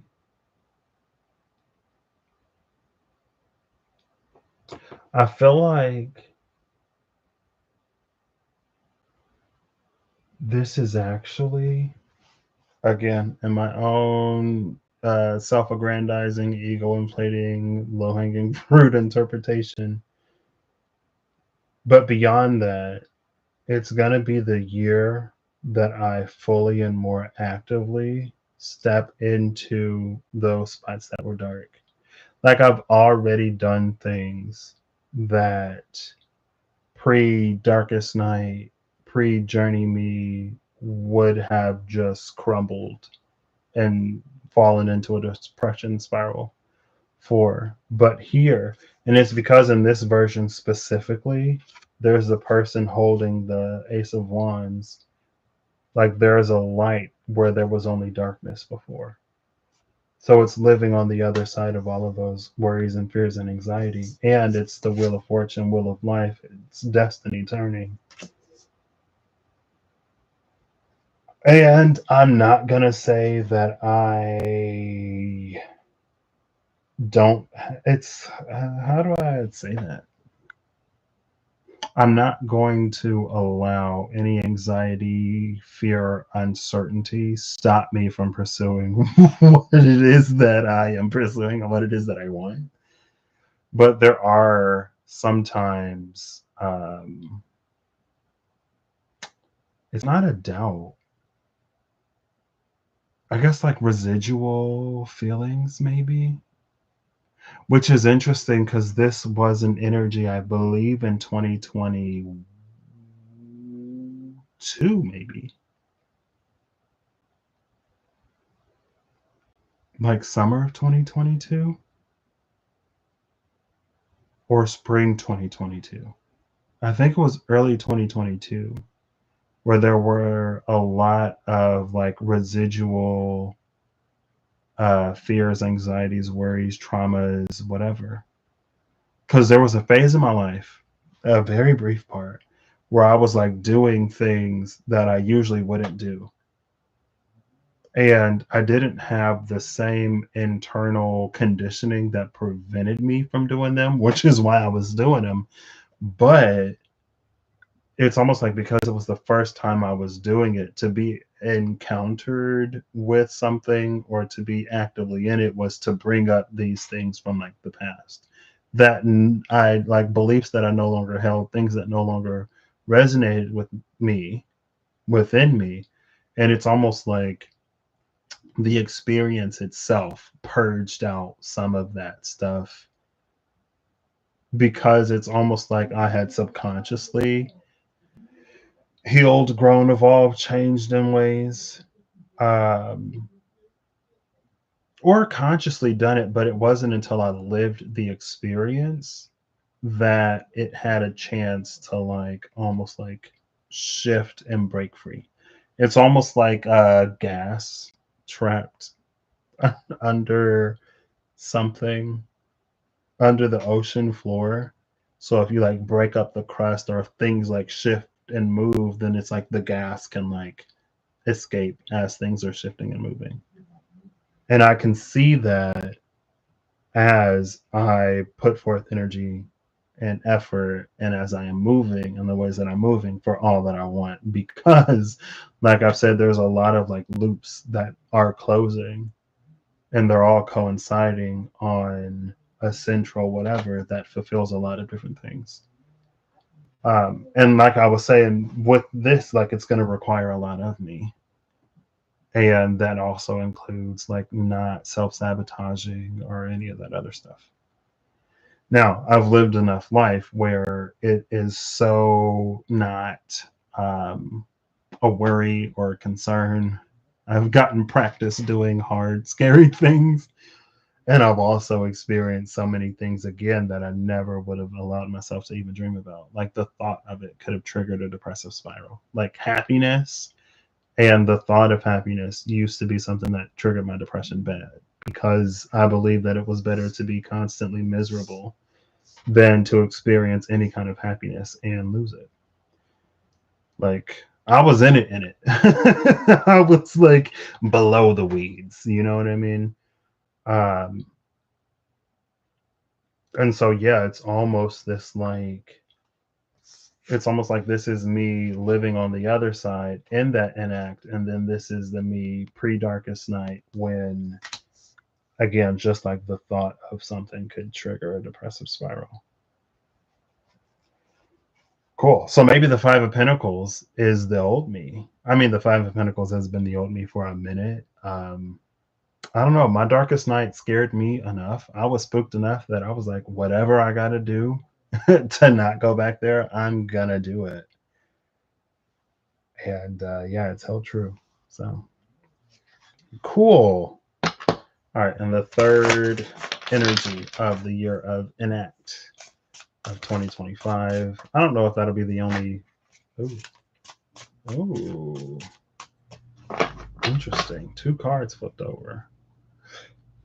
The Kindred, Three of Cups, and the title card. Oh, what? Oh my gosh, the Earth and Water is back. Eight of Pentacles, Three of Cups, Page of Cups. I was like so fire heavy. It was fire and air, understandably, for a hot minute. Glad to see that the water and the earth is back. We love it. Bottom of the deck is the Reaper, Passage to Initiation. The Reaper is getting closer and closer to the source of some kind of light in the card. And again, this title card is interesting. Now, is the title card for me or is the title card for the live? That's my question. I'm going to ask Big Speed of Flip of Coins. Tails, it's for me. Heads, it's for everybody. I could just leave it, but I'm curious. Hey Google. Oh, I said Bixby. Just kidding. Hey Bixby. Flip a coin. All right, here comes the flip. Tails it is. Tails. Okay. So you mind your business, and I am going to. The initiate is at the cut. The tagline for the Reaper is passage to initiation. That's just, it's funny. That was funny. Spirit in search of experience. In search of experience, which I was like literally just talking about. The actual experience of the thing. Yeah. There's, again, it's, I don't know how to quantify the emotion, because it is something that's almost like anxiety or it's almost like fear, but it's not. It's just that like, it's that like I've never done this before. I'm not necessarily like worried about it. I feel like it's gonna go all right, but I've not done this before. Like this is gonna be new for me. But again, like I'm not afraid of it. I'm not gonna pursue whatever. I'm not gonna self sabotage. But it's just like a what is that feeling? You know what I mean? I don't know. All right. Oh, that was immediate. Oh, snap. Cool.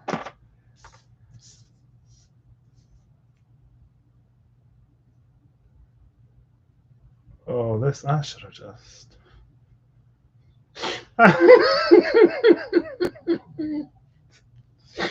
I should have just left this.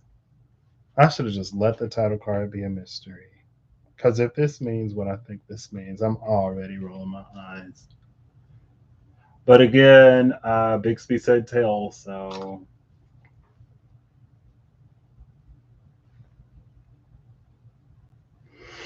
cool. I would like to think that the Three of Cups and the Tarot card means that I am like now, again, in my own self-aggrandizing, ego-inflating, low-hanging fruit point of view. This is me being an energetic, vibrational match to, again, those things that even the thought of them would have brought me like so much happiness, and like imagining myself doing certain things that it would have triggered a depressive spiral. It's the everything beyond, and it's not for the lack of like, again, all of the work that I've already done to get to this point, which puts me in the journeyman 8 of orbs ready to receive the living wand. Cool. So yeah, if you don't see me, know that I'm living my best life. If you do see me, know that I'm living my best life. Um,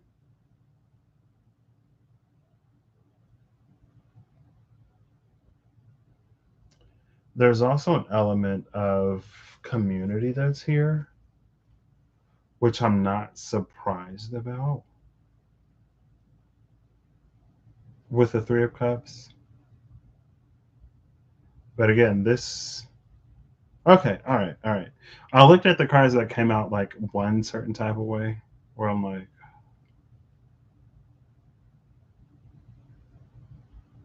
but now I'm looking at it in a different way,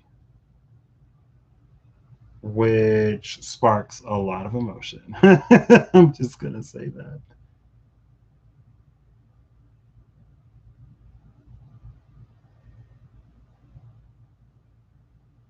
Wow, if I weren't excited before, I like definitely am now.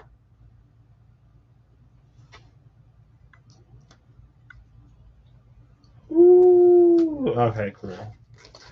And then I'm gonna shuffle this a few times, and I'm gonna pull the top and bottom And I want to get an I Ching for the year of Enact 2025. Oh, the Hermit and the Ten of Cups at the cut. That is Mars and Pisces opposing Virgo. So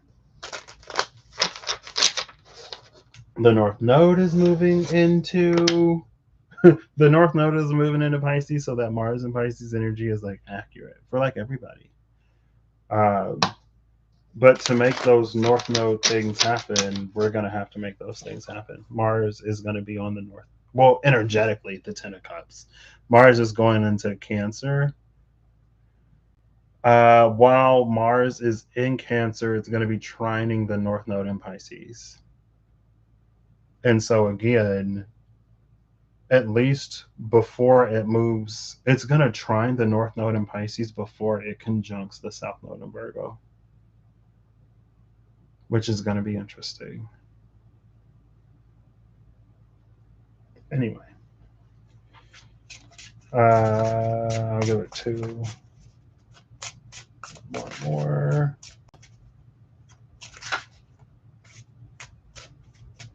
Like it's like it's not necessarily going to be easy, but we're going to be able to do whatever. Cool. I'm interested to see what the narrative around Mars is going to be like.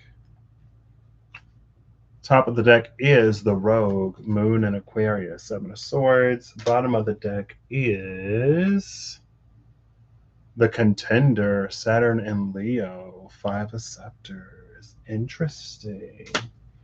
This is Heaven over Fire. I don't have my iPad.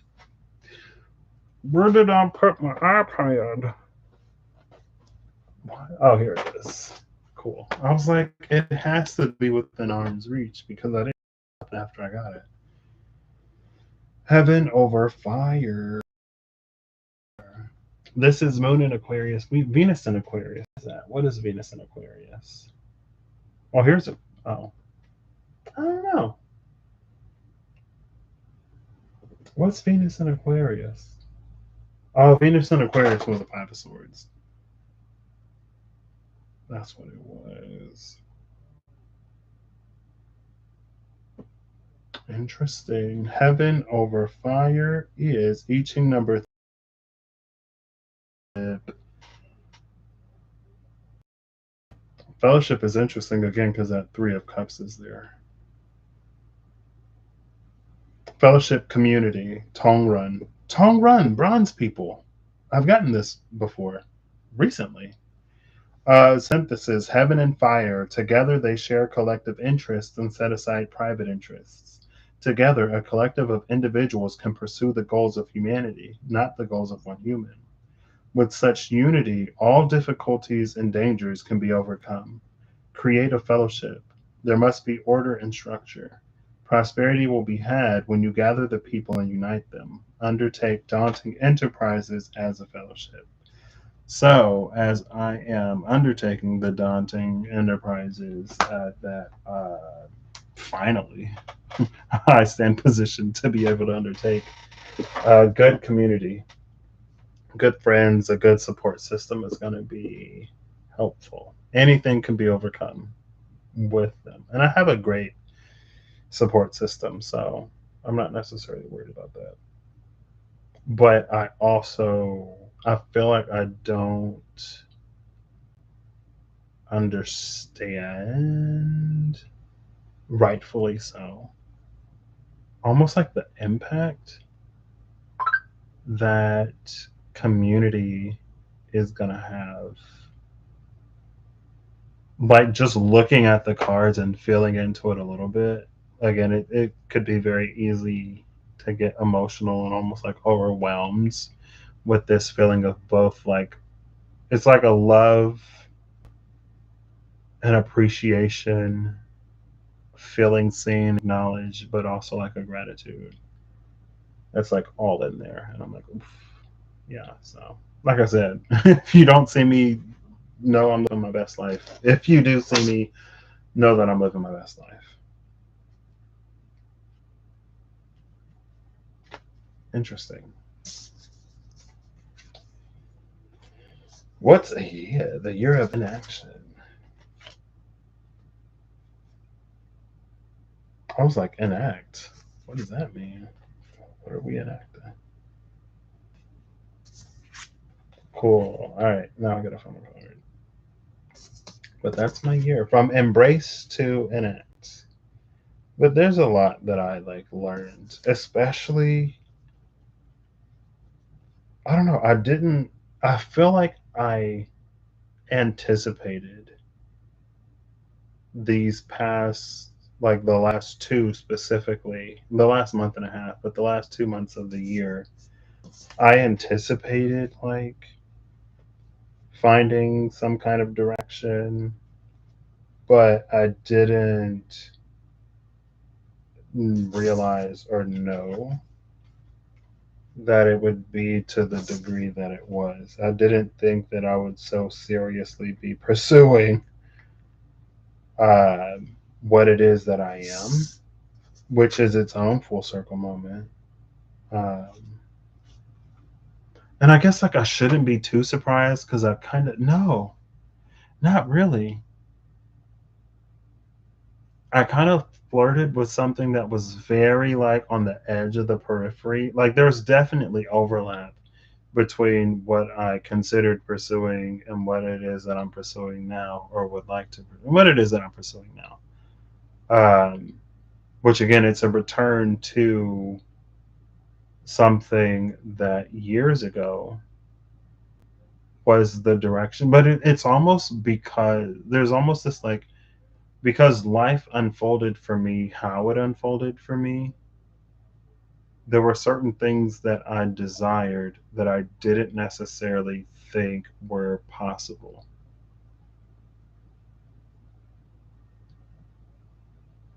And now it's like, I guess if I'm not limiting me anymore, then a whole bunch of stuff is possible, right?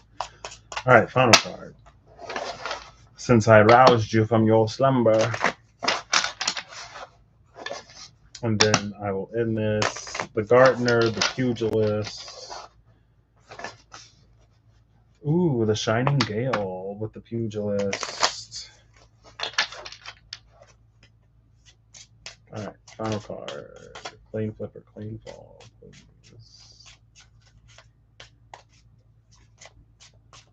Ooh, that almost felt like something was gonna like flip out and fall, but it didn't. We got another page.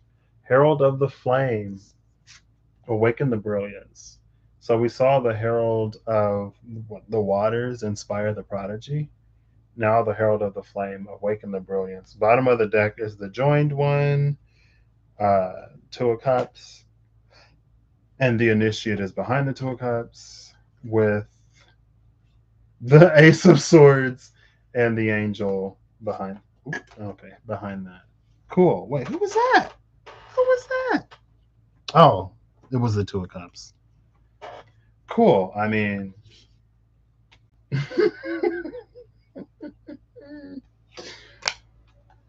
Awaken the Brilliance, please. And it's I was thinking about Aksunare. Was it today or yesterday? Aksunare is one day, and Google Translate. Don't do it now. Maybe it was also part of the dream. One day I was like either waking up or going to sleep. I feel like I was going to sleep one night, and it was like aku akusunare. It was like this word, just like syllable by syllable, came into my mind. And then I woke up and I was like, well, let me Google what akusunare means. Like, is it a word? When I Googled it, it said like dawn. But now when I put it in Google Translate, I feel like she ain't giving what she gave, which is why now I'm like, was I still asleep? Did I think I put it in Google Translate? Because when I knew I was definitely awake, she wasn't giving that. But Aksunare came to mean and is very appropriate, obviously, because I brought it up. Aksunare is the brilliant, maybe blinding dawn, and it's what happens when light comes into a space where there were only dark nights before.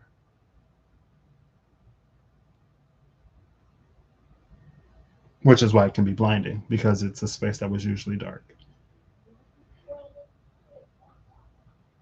But yes, that's the Akusunare. Let me switch to my Japanese keyboard. Akusu. Not Su. Not Zu. Akusu. There we go. Na. Re. Akusunare. This.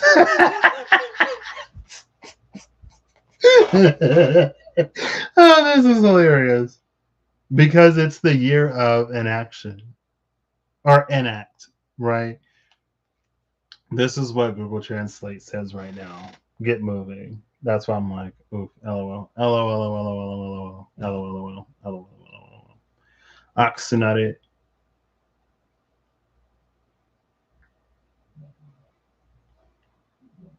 Not akusunare. Aksunare. Let's see. New translation. I'm going to speak it. It didn't say get moving before. Aksunare.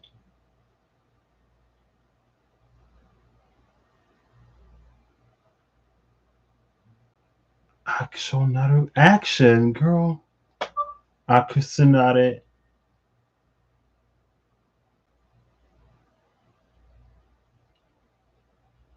She's not doing it. She's not giving me. Oh, well, she's giving me what she's giving me. Get moving, action. Again, like I said, aksunare is like, it means multiple things, apparently. But the first time it was Dawn. Okay. What is the message of this? Well,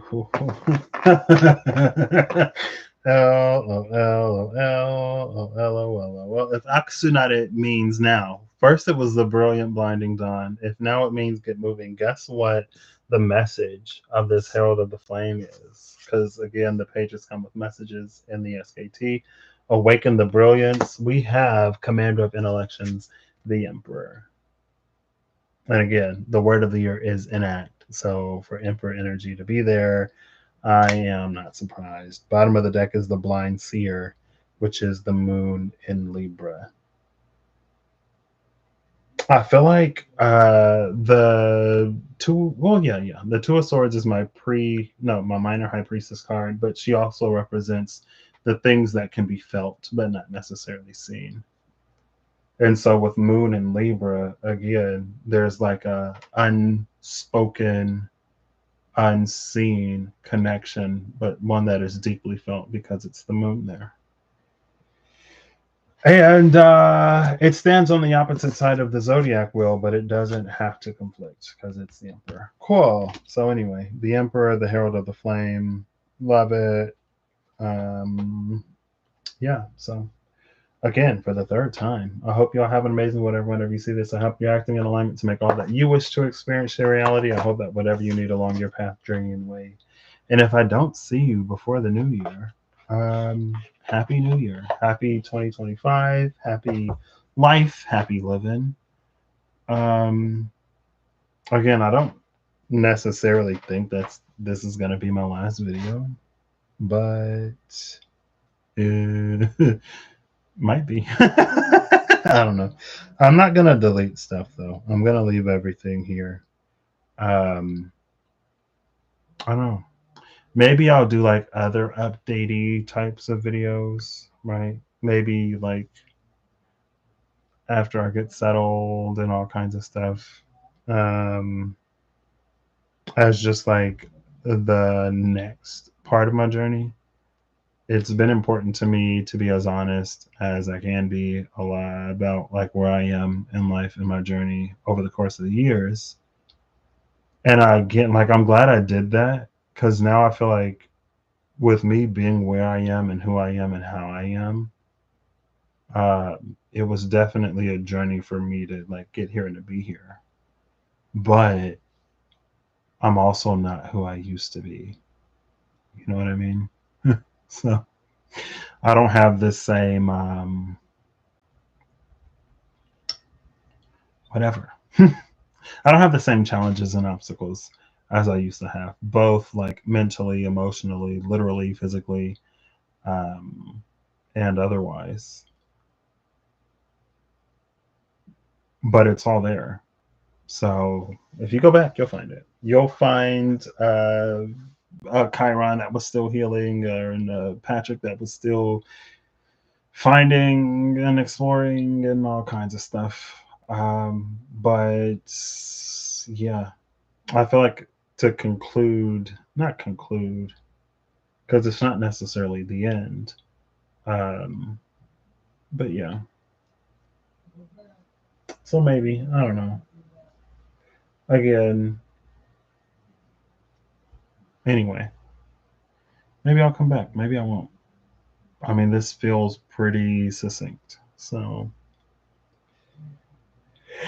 yeah, I'll catch you later, I guess.